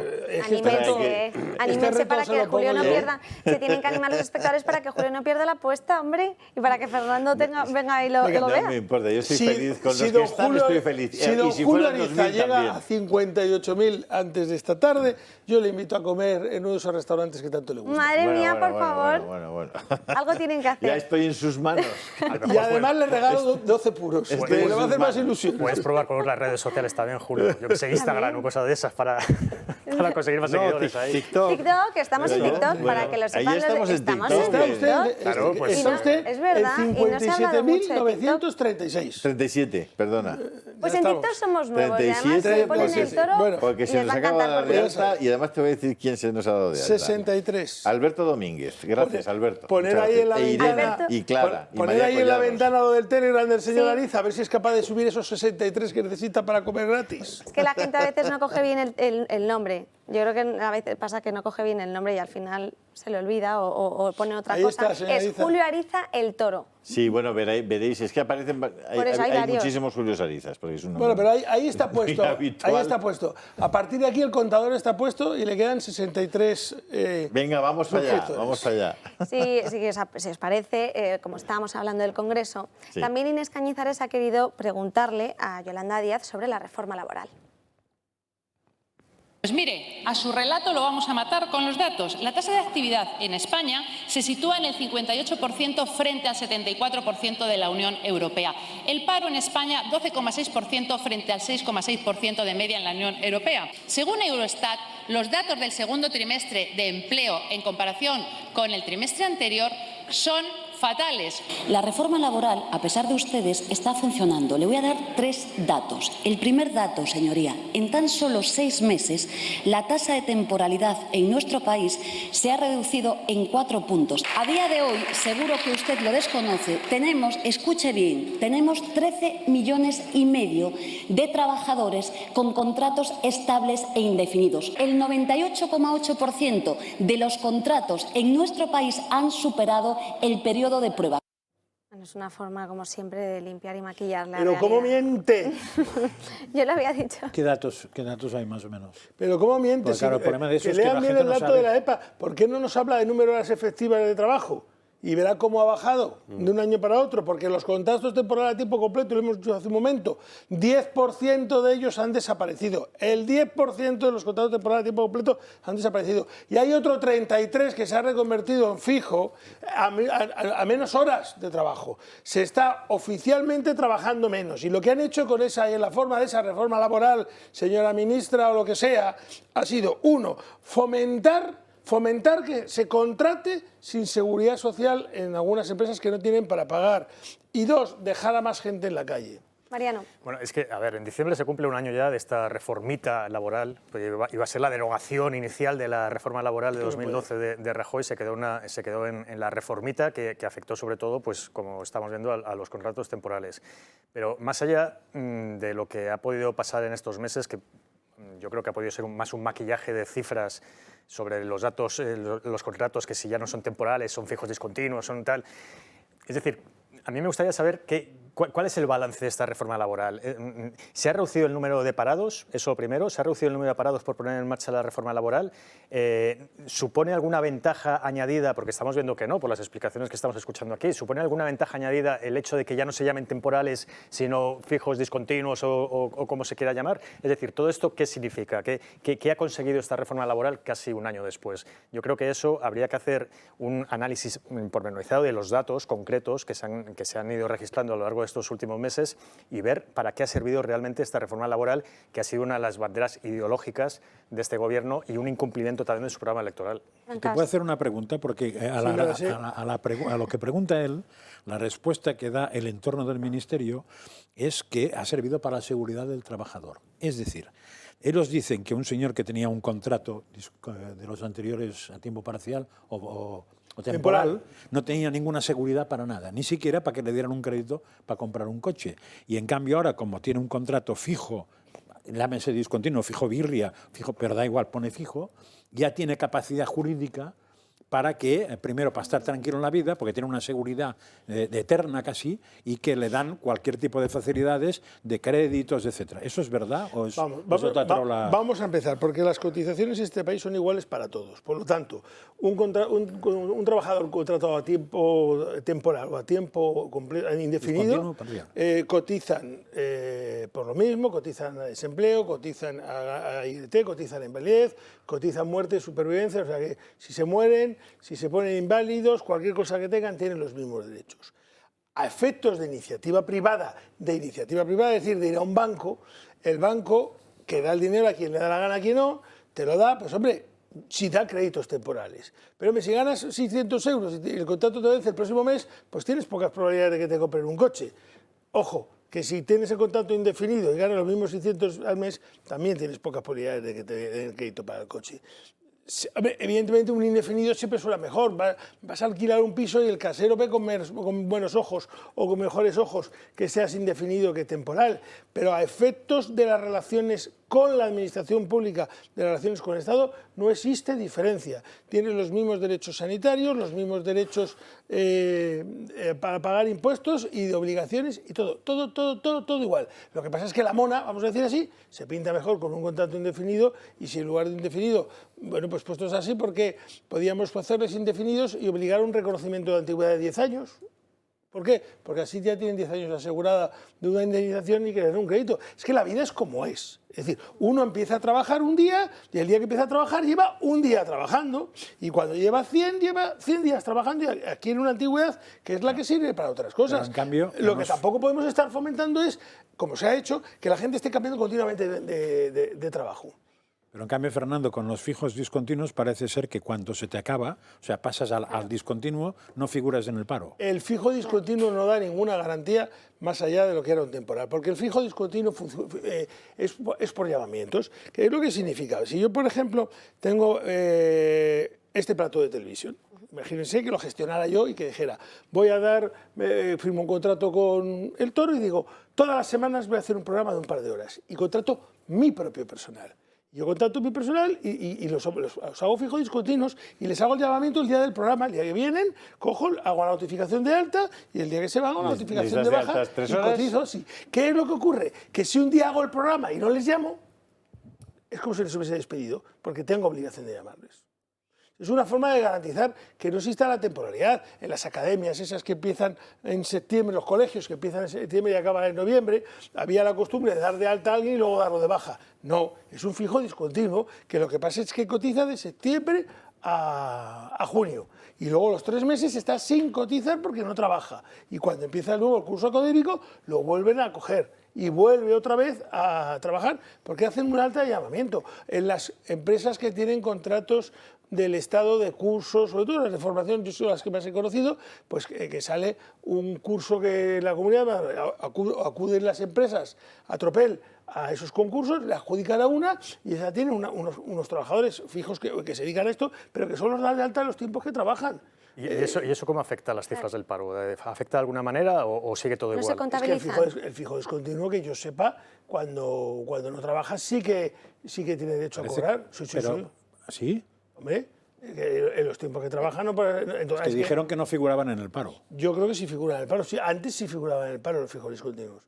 O figura en el llamamiento dado de baja, porque desde luego en la gestoría cuando un fijo discontinuo se le llama hay que hacer la notificación de alta y la notificación de baja. ¿Tiene alguna prescripción? Es decir, se ponen en una lista, si no les llamas, o sea, es para siempre, para toda la vida. Son para toda la vida, si no les llamas te demandarían por despido y tienes que indemnizarles. Un fijo discontinuo tienes que llamarle, lo que pasa es que si tú lo que tienes es, yo qué sé, un especialista en bucal, en formación bucal, pues solo le llamas en los cursos de bucal. Si el curso es para un dedo, no le llamas para el bucal. Lo que pasa es que sí que es cierto que no los ponen en el paro. Pues se dijo incluso... No, que no los ponen en el paro, pero son parados. Pero porque es política, pero es política, porque son parados. O sea, es un señor que deja de trabajar y que no está... Pero que cuando el gobierno da la cifra de paro, hay que sumarle los fijos discontinuos que en aquel momento están en la parte discontinua, no en la parte fija. En el momento que no tiene llamamiento y no está trabajando, vamos a decir, es un parado. Pero no suman. Por eso ha bajado el paro, por eso no ha subido el paro. Como los de los ERE. Claro, por eso está el maquillaje. Sí, porque tienes aquí te decía yo la cifra, tienes un 14% que han pasado de temporales a fijos discontinuos, luego tienes un 14% que no figura en el paro. Que también es verdad que no está siempre en el paro, pero cuando está, no figura. Fernando, ha sido un placer tenerle con nosotros. No sé si quiere quedarse un rato más o se tiene que ir. Yo tengo entendido que se tenía que ir. Tengo una reunión. Ha sido un auténtico placer y yo estoy con usted en que vuelva para ver si consiguen esa apuesta y superar los 60.000. Tengo que volver a ver si pago la comida o no pago la comida. Estaba mirando aquí el canal de Telegram a ver cómo ha ido. Hay gente que he visto que en TikTok nos sigue, o sea que tienen que seguir sumándose a nuestras redes sociales. Julio, 44, me debe usted 8 ya, ¿eh? Ya solo le quedan 56. Nos tenemos que ir a una breve publicidad, no sin antes recordarles que este viernes tienen como siempre el especial de CACE a las 9:15, sobre todo porque va a hablar de un tema que ha preocupado mucho este verano, que es de los incendios y de cómo esa gente está intentando levantar la cabeza. Volvemos en unos minutos. Preguntarle solo una cosa antes de que te vayas. ¿Vamos a conseguir que los que más dinero han ganado en esta crisis sean solidarios? Porque aquí nadie habla de todo el dinero que han ganado las farmacéuticas. No lo vamos a conseguir. No. Son empresas privadas que van a ser solidarias. Pero les van a meter un impuesto a los bancos, ¿no? ¿Y las farmacéuticas cuánto han ganado? Cualquier impuesto que metan al banco, a quien sea, nos lo van a cobrar por otro lado. Claro. Si usted piensa que no, aunque solo sea haciéndonos pedir cita pero es que están... mirar, a mí me hace mucha gracia. La gente está súper jorobada. Les va fatal, muchísima gente ya no llega a final de mes. Te miras los números y los resultados de las compañías energéticas, de las eléctricas, de las farmacéuticas, de las de los coches. Están ganando más que nunca. Porque están vendiendo los coches. Antes eras tú el que ponías casi el precio y te hacían todo tipo de ofertas. Ahora te dicen, no, mira, va a llevar el Evaluna eléctrico y la dirección asistida y nada más. Bueno, y además te va a costar 40.000 en vez de 25.000. Antes de que yo me haga, deberían de hacer ustedes un pequeño estudio. Y es cómo en los últimos años los servicios de las grandes empresas de las multinacionales han decaído de tal forma que ya no hay servicio porque se han dado cuenta que el público en general no protesta. Y entonces usted ahora se encuentra hoteles que le hacen la habitación cada 2 días por el COVID, ese COVID de hace años, que va a recoger algo y que no se lo dan, la mala atención general que hay en la multinacional y en la gran empresa. Y en la parte pública también. Sí, bueno, cita previa el Ministerio del Interior ya ha establecido aquí en Madrid 2 días presenciales. Lo contamos a la vuelta. 3 de teletrabajo. Lo contamos a la vuelta porque nos tenemos que ir. Muchísimas gracias, Fernando Santiago, por estar con nosotros. Y nosotros 3 minutos, menos, 2 y pico. Estamos de vuelta. Ese almacén era la despensa que yo tenía de comida para el ganado para pasar todo el invierno. Es que en 5 minutos te quedas sin nada. Todo lo que has luchado toda la vida, en 5 minutos, hasta luego. Y el ser humano ha olvidado de dónde vienen los alimentos, quién los produce y cómo se produce.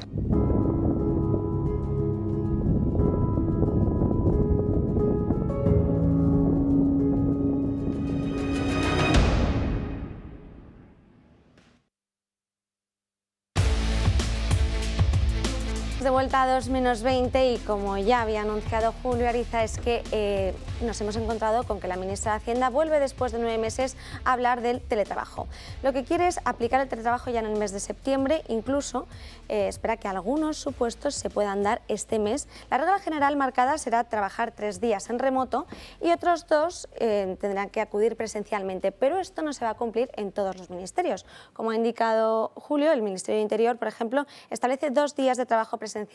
El Ministerio de Sanidad, por su parte, los días de trabajo a distancia tendrán un carácter fijo sin que puedan ser modificados, es decir, a menos de que sea una causa debidamente justificada y que algún superior lo pida. Pero nos encontramos con esta situación. Es una veintena de planes de trabajo que ya han sido pactados y que después de 9 meses veremos que se aplica. Hay una regla que sí que han puesto como una excepción y es que no van a poder coger esos días de teletrabajo justo previos al fin de semana, es decir, que sean o sábado o viernes para que no se haga el fin de semana. Entonces no tampoco será el lunes, supongo, porque también es previo, con lo cual entonces es obligado que sea martes, miércoles y jueves. Sí. En vez de decirlo así, siempre lo... Claro, con lo cual quiere decir que el martes y jueves, miércoles y jueves no habrá funcionarios en España haciendo nada en ningún sitio. ¿Por qué esa norma? Porque desconfían de que los funcionarios... Si desconfían también los martes, ¿no? Es absurdo, ¿no? No puede ser. Dan por supuesto que van a hacer trampa. Pero eso claro, entonces el teletrabajo es trampa. Porque si no te daría igual. Sí, es que el teletrabajo es trampa. Bueno, el teletrabajo no controla, supongo que no controlado, y no sé. Yo creo que lo del teletrabajo... No sé, yo creo que lo del teletrabajo a mí me parece bien en la medida. Es decir, yo lo que veo absurdo es que no dejen empalmarlo con el fin de semana, porque ¿qué más les da a ello? Que teletrabajes en tu casa o que teletrabajes en tu casa del pueblo. Es decir, si vas a teletrabajar, pues puedes teletrabajar igual en tu sitio donde trabajas habitualmente o en... A nosotros no nos afecta porque trabajamos en la tele. O donde sea. Claro. Aquí no hay teletrabajo. Sí, pero donde se puede hacer. A mí me parece bien y yo creo que hay que avanzar hacia eso, y una de las pocas cosas buenas que nos ha traído la pandemia pues ha sido, creo yo, los avances en teletrabajo, y que nos hemos ido acostumbrado todos un poco a trabajar a la distancia en la medida de nuestras posibilidades. Es verdad que siendo periodista, por ejemplo, o trabajando en una televisión, pues es muy complicado. Hay muchos trabajos que no es posible. ¿No? Perdóname, Mariano, perdóname, ¿eh? ¿Tú conduces un autobús? No. ¿Trabajas en una mina? Tampoco. ¿Tienes un bar? ¿Atiendes a un ancianito en su casa para que cambiarle la caquita y limpiarle? Son trabajos, claro, pero a ver. Pues esos son el 90%. ¿Sabes quiénes pueden hacer teletrabajo? No. Los que no están controlados en el trabajo. Bueno, pueden hacer trabajo, pueden hacer trabajo los que puedan. Pero vamos a ver, Julio, yo no me refiero... Tanto teletrabajo, para el que está en casa con el ordenador un ratito, luego se toma suelto, se fuma... ¡Hombre! Yo creo que eso hay que hacerlo con sentido común y también un poco de manera racional y un poco madura también. Es decir, responsable. Responsable. Sí, evidentemente, si hay que hacerlo de forma responsable, mejor no hacerlo. Evidentemente, hay trabajos en los que no se puede teletrabajar. Si hay más bajas laborales que laborales. Me parece muy bien, pero si tú trabajas con objetivos, si tú trabajas con un objetivo para cumplir, si tienes que hacer un trabajo, te da lo mismo hacerlo en la oficina o hacerlo en tu casa. El caso es que hagas ese trabajo. Es decir, si a ti te van a pedir una responsabilidad, te van a pedir un objetivo en una semana, pues a lo mejor lo puedes hacer en tu casa perfectamente y no hace falta que te desplaces a la oficina. Es decir, el trabajo hay que verlo en cada caso específico y en cada empresa específica. Claro, es el problema. La empresa privada... Pero es que eso hay que ver también qué tipo de funcionarios y en qué puestos concretos se puede hacer. Si no se permite que se haga una auditoría del trabajo de la gente, no se puede. Porque dice, desconfía usted de mí. No, a todos nos auditan nuestro trabajo. No, claro, y si no estamos a tiempo por la mañana, o si nos vamos por la tarde antes. No, a todos, pero hay una clase en este país a la que no se le puede decir nada. Pero además, no, es que verdad. Yo creo que eso es un problema añadido. Es decir, yo creo que sí que habría que hacerlo. Pero aparte de eso, que se haga, que se controle, que se pongan más controles, por supuesto. Pero yo creo que sí que hay trabajos, por supuesto, no todos, hay algunos que es imposible, en los que sí que se puede entender y permitir un teletrabajo porque vamos hacia eso. Es decir, existe la tecnología ya como para trabajar a distancia, sin tener que desplazarte. Eso supone además una serie de ahorro de todo tipo. ¿Para quién? Para el que tiene que hacer 4 papeles, para el que tiene que rellenar un impreso, para el que tiene que hacer un informe jurídico, para el que tiene que montar un plan de negocio, para el que tiene que escribir un libro, tal. Pero la mayor parte de los seres mortales que somos Hacemos cosas que no se pueden hacer teletrabajando. No, pero entonces en ese caso, por supuesto que no, Julio. Pero cuando se pueda, sí. Porque sí que hay muchas personas que lo pueden hacer. Incluso, no voy a decir millones porque no sé la cifra exacta, pero sí que hay miles, centenares de miles de personas. Casualmente son los funcionarios. Funcionarios y trabajadores de empresas privadas que tienen objetivos que cumplir en una semana y pueden hacerlo en su casa también. Y yo creo que hay empresas privadas donde también se está haciendo ese trabajo de oficina, digamos, que se puede hacer a distancia. Y entonces, si te dan esa posibilidad, yo creo que ¿por qué no? Es decir, ¿existe la tecnología ya? Sí. Pues entonces que se controle todo lo que haga falta, pero que se permita también, ¿por qué no? Ese problema no se dejan controlar. Es que lo que vemos entonces lo de los viernes no con ese criterio, lo de los viernes no funciona. Y lo que vemos al final, la realidad, lo que ha pasado en muchas administraciones, los trámites de gestión, cómo se han alargado, cómo se han prolongado, muchísimas personas que solían hacer trámites, a mí me ha pasado, vas a hacer trámites que tú ibas a hacerlos presencialmente, no pasaba nada, lo hacías a lo mejor en una mañana, había un poco de cola, tardabas un poco más, pero a día de hoy esa misma oficina está cerrada, tú tienes que llamar y te ponen en espera y luego te derivan a otro teléfono y te vuelven a poner en espera y luego es el primero o el segundo o el tercero, se alargan. Entonces, al final lo que hemos visto, lo que hemos podido comprobar con la pandemia, una de las cosas que tiene la pandemia es que se pueden comprobar muchas cosas y que, oye, efecto error, es decir, hemos visto que esto no funciona, pero ¿por qué seguir prolongándolo? A lo mejor lleva 9 meses para que al final no se aplique porque es una medida que hemos visto que no nos ha venido bien en algunos aspectos. Yo estoy hablando de la administración pública y de cómo ha alargado y ha prolongado todos los trámites. Pero claro, pero vamos a ver, si es un trabajo de cara al público, digamos, para facilitar trámites, pues es que ahí el teletrabajo es complicado también. Es decir, yo creo que hay que distinguir seguramente puesto de trabajo, a ver cuál es el adecuado para permitir un teletrabajo pues que no sea presencial en la oficina o en el eso es obvio, ministerio de una empresa privada. Te doy la razón en eso, pero yo lo que veo es que el contorno, es decir, tú miras a una empresa, cualquier compañía, y dices, a ver, se ha quedado embarazada la directora de financiera. Vale. Y que, bueno, pues son 4 meses. 4 meses. 4 meses. Tiene la criatura 4 meses. Es que el marido son... ¿cuántos? Otros 4. Otros 4. Como tengas al marido trabajando de director de personal, aparte de la directora financiera, de repente te encuentras con que 4 meses y 4 meses no tienes ni directora financiera ni director de marketing. Pensemos en una compañía chiquitita, una agencia de publicidad que tenga 7 personas. A partir de ese momento, esos 4 meses, tú no le pagas el sueldo, pero le sigues pagando la seguridad social, que es un 35% del sueldo. Es decir, que si ese señor cobra 2.000 euros, 700 pavos cada mes, y no tienes ni director financiero ni director de marketing, porque están de baja por maternidad, por lactancia, por paternidad. ¿Me lo queréis explicar? Eso es una realidad. Yo he tenido 6 hijos. La vez que más he faltado a trabajar han sido 48 horas. 48 horas. Qué alivio. ¿Y si fueras autónomo? Como si fueras autónomo. Igual. Claro, es que si eres autónomo no tienes 4 meses de lactancia. Porque, claro, Es que si eres autónoma no tienes 4 meses de paternidad. Claro. Es que te la tienes que al día siguiente, con los puntos todavía de la cesárea, sales del hospital corriendo para intentar conseguir algo para final de mes. Claro. Es que es todo ridículo.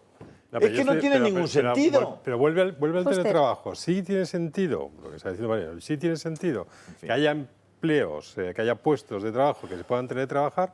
Lo que no tiene sentido es que en España no puedes controlar nada de la función pública. No puedes controlar a ningún funcionario. No se dejan, los sindicatos son todopoderosos y encima los gobiernos que gobiernan, nadie se quiere meter en eso. Ni siquiera va a venir un gobierno de derechas a decir, me voy a meter en el control de la función pública. No puedes. Y luego, la función pública al final, ¿qué es? Porque los médicos no van a hacer teletrabajo. No. Evidente. Los profesores... Ni los profesionales de enfermería tampoco. Los profesores, poquito, porque ya además están diciendo que van a abrir los colegios, esa fue la gran de colegios desde el 1 de septiembre para que, en fin, lo del tema de conciliación no lo entiende nadie, pero bueno. Bueno, sí, perdóname. Sí, no, y al final, ¿qué funcionarios pueden teletrabajar? Muy pocos. Y curiosamente, la inmensa mayoría son los que nos afectan a nosotros en nuestras gestiones con la administración. Claro. No el médico, no el policía, no el bombero, no el tal. La agencia tributaria. te mandan una paralela de Hacienda y te dicen, tienen 10 días y tiene usted que llamar a este teléfono y la cita te la dan para dentro de 3 meses, pero ellos cuentan los 10 días hábiles y es todo un desastre. Y hoy, esta mañana, que yo la verdad es que no me ha sonado mucho a Twitter, pero sí que veía a una mujer que estaba contando cómo había ido a hacer un trámite a una oficina y se encontró con que había funcionarios, la oficina estaba vacía porque fue a las 8:30 de la mañana, no había nadie esperando y le dijeron que no la iban a atender si no tenía cita previa, claro, que tenía que pedir por teléfono. Eso también se ha aplicado desde el COVID. Claro. Sí. Me dices, sí, el COVID es un chollo para muchos. Pero miren, estoy aquí. No hay nadie y están todos ustedes. ¿Me podrían atender? Porque es que esto es una urgencia. ¿Qué tal? Y no es mejor que haya cita previa. Es decir, yo también he ido muchas veces a Hacienda, a las oficinas de Seguridad Social hace años y había que esperar unas colas tremendas. ¿No es mejor tener una cita previa que te digan a las 9:30, te presentas ahí a las 9:30 y ya está? Pero también está la posibilidad. Si tú te presentas sin cumplir la cita previa que estamos pidiendo el resto de los ciudadanos, pues claro, te vas a encontrar con que no te van a atender. Pero yo no sé qué tiene. Es que puede haber dos puertas. No sé qué tiene de malo ir con cita previa. No, pero puede haber dos puertas. Una puerta en la que tú tengas que esperar un congo si estás ahí, pero si no hay nadie y están todos los funcionarios ahí, bueno, todos no, los que no están teletrabajando, porque es viernes o es lunes o lo que sea, hombre, pues tendrá que haya otro sistema para todo esto. Que no puede ser que cambiarlo todo signifique al final que suframos en estos cambios. Lo que sí es verdad, Mariano, es al margen de cita previa o no cita previa, lo que sí es verdad es que hay un descontento en la población enorme con la atención de los funcionarios. Sí, en eso estoy de acuerdo. Y más descontento. Y especialmente entre las personas mayores, que entre los bancos, que han dejado de tener una ventanilla, digamos, de asesoramiento, entre comillas, ¿no? Es decir, muchas personas mayores que tienen unos ahorros iban casi como al confesor, al subdirector del banco, de la sucursal, de la caja o de tal. Oye, ¿qué hago con esto? ¿Invierto aquí? ¿Qué hago con el dinero? Ahora están preocupados porque, bueno, por la inflación, porque ahora cada vez el dinero que tienen vale menos, etcétera, etcétera. La gente mayor está completamente desatendida desde ese punto de vista. Pero es que en lo que son servicios públicos hay una desatención completa. Es decir, la gente está muy, muy irritada y debería el CIS, en vez de preguntar a ver si ganó Sánchez o ganó Feijóo en el Senado, debería preguntar a la población cómo se sienten tratados por la Administración española o por la Administración catalana de no sé qué o por la...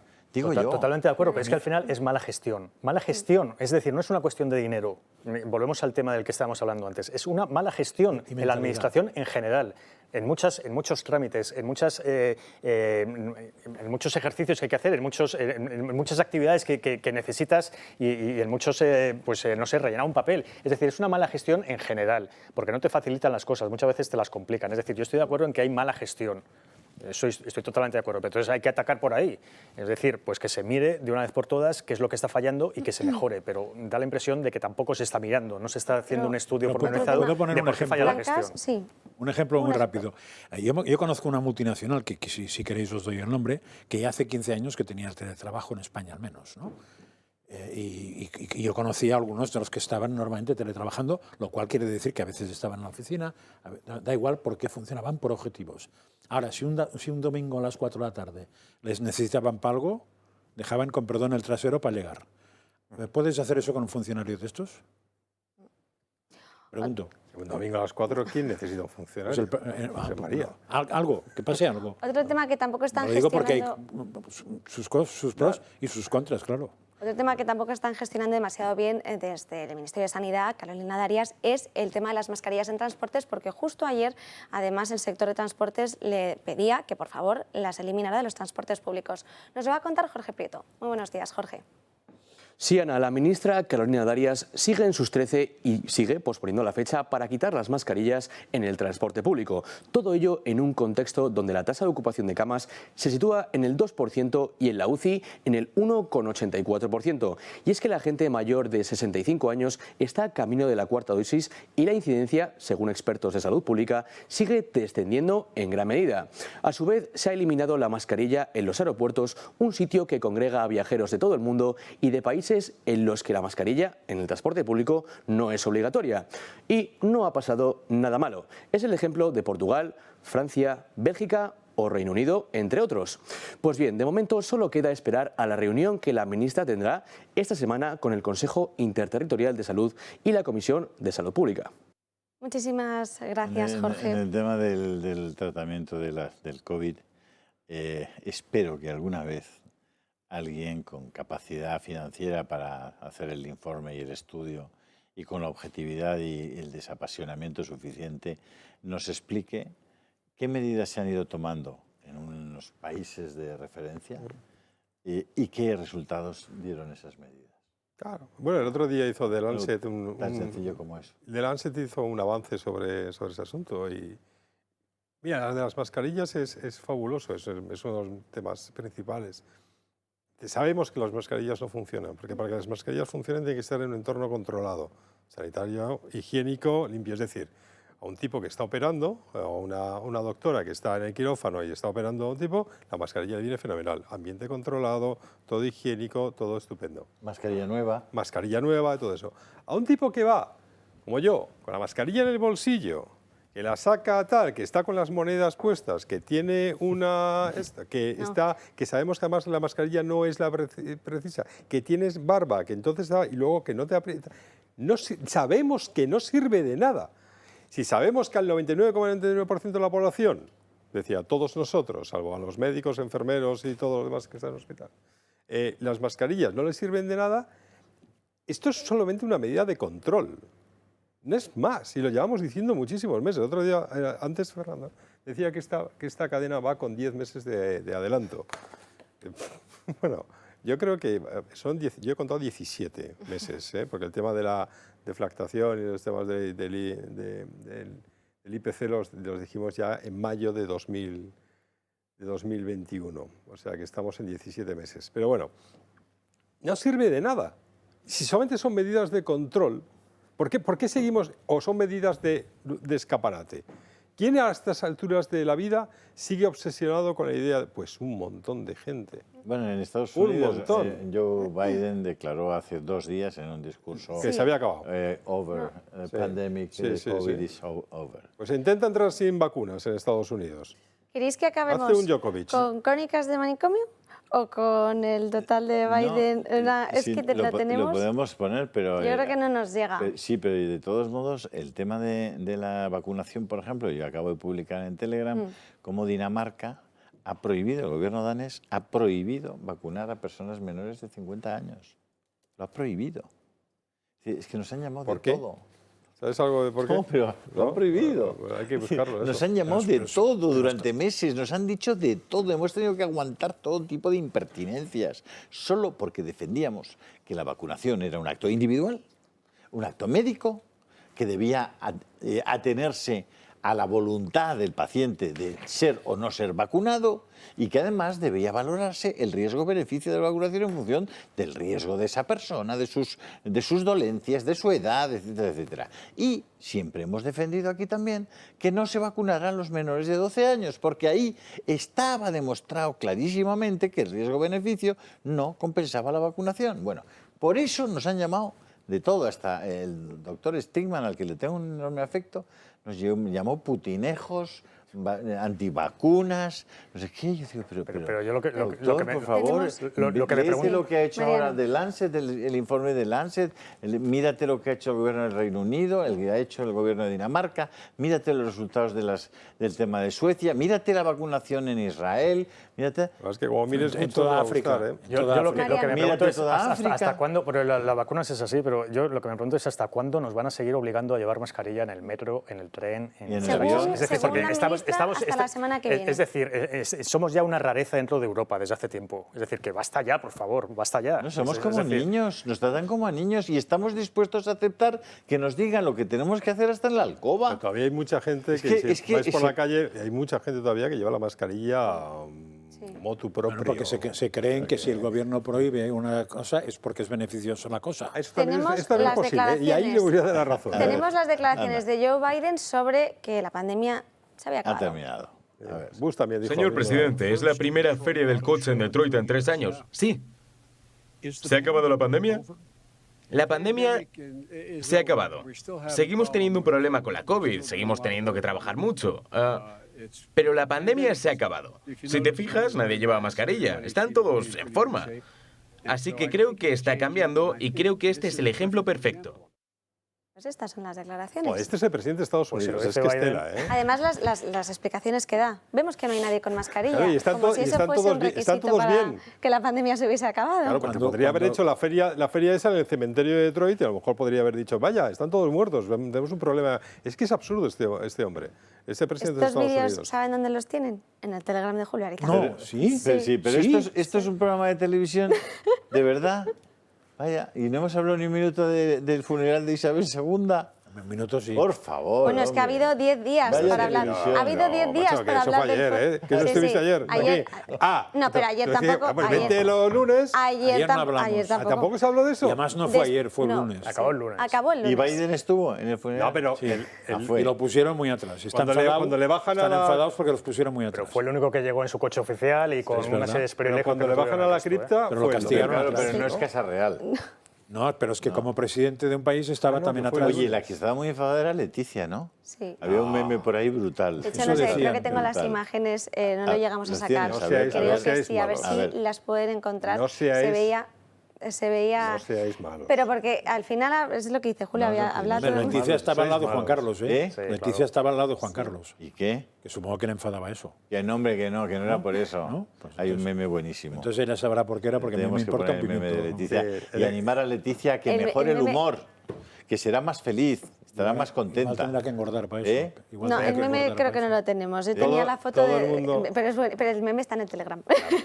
A ver, todos si los Toda coge- esta gente que no tiene que hacerse Julio, la cama, macho, pero todos- es que tiene muy mala leche. Pero que no es verdad, que todos, a ver, aparte de que tenga mala leche o no, todos tenemos que si nos graba la cámara todo el tiempo, todos nos van a sorprender en alguna actitud o algo así. Bueno, menos a ti, a ¿Ves? los, ¿Lo a los ves? demás, pero los Ahí demás. tienes un pero yo- ejemplo. Leticia, toma ejemplo de Ana Agullo. Pero yo que soy un bendito. Sé feliz, hija. Pero Yo yo soy con un esto bendito me voy de a Dios. despedir del programa, con este piropazo que me ha hecho Julio, yo me voy. Y Crónicas de Manicomio mañana, que hoy no nos ha dado tiempo, porque hay muchos temas que nos dan tiempo, pero para eso está el Telegram de Julio Ariza, que si no lo hemos mencionado, lo vamos a mencionar una vez más, porque le Joder, está una vez más. continuamente mandando noticias No, de visitas todo de tipo. alta ya, Hasta mira. mañana a las 12, esta tarde la redacción abierta y por la noche el gato al agua. No se lo pierdan, que pasen muy buen día.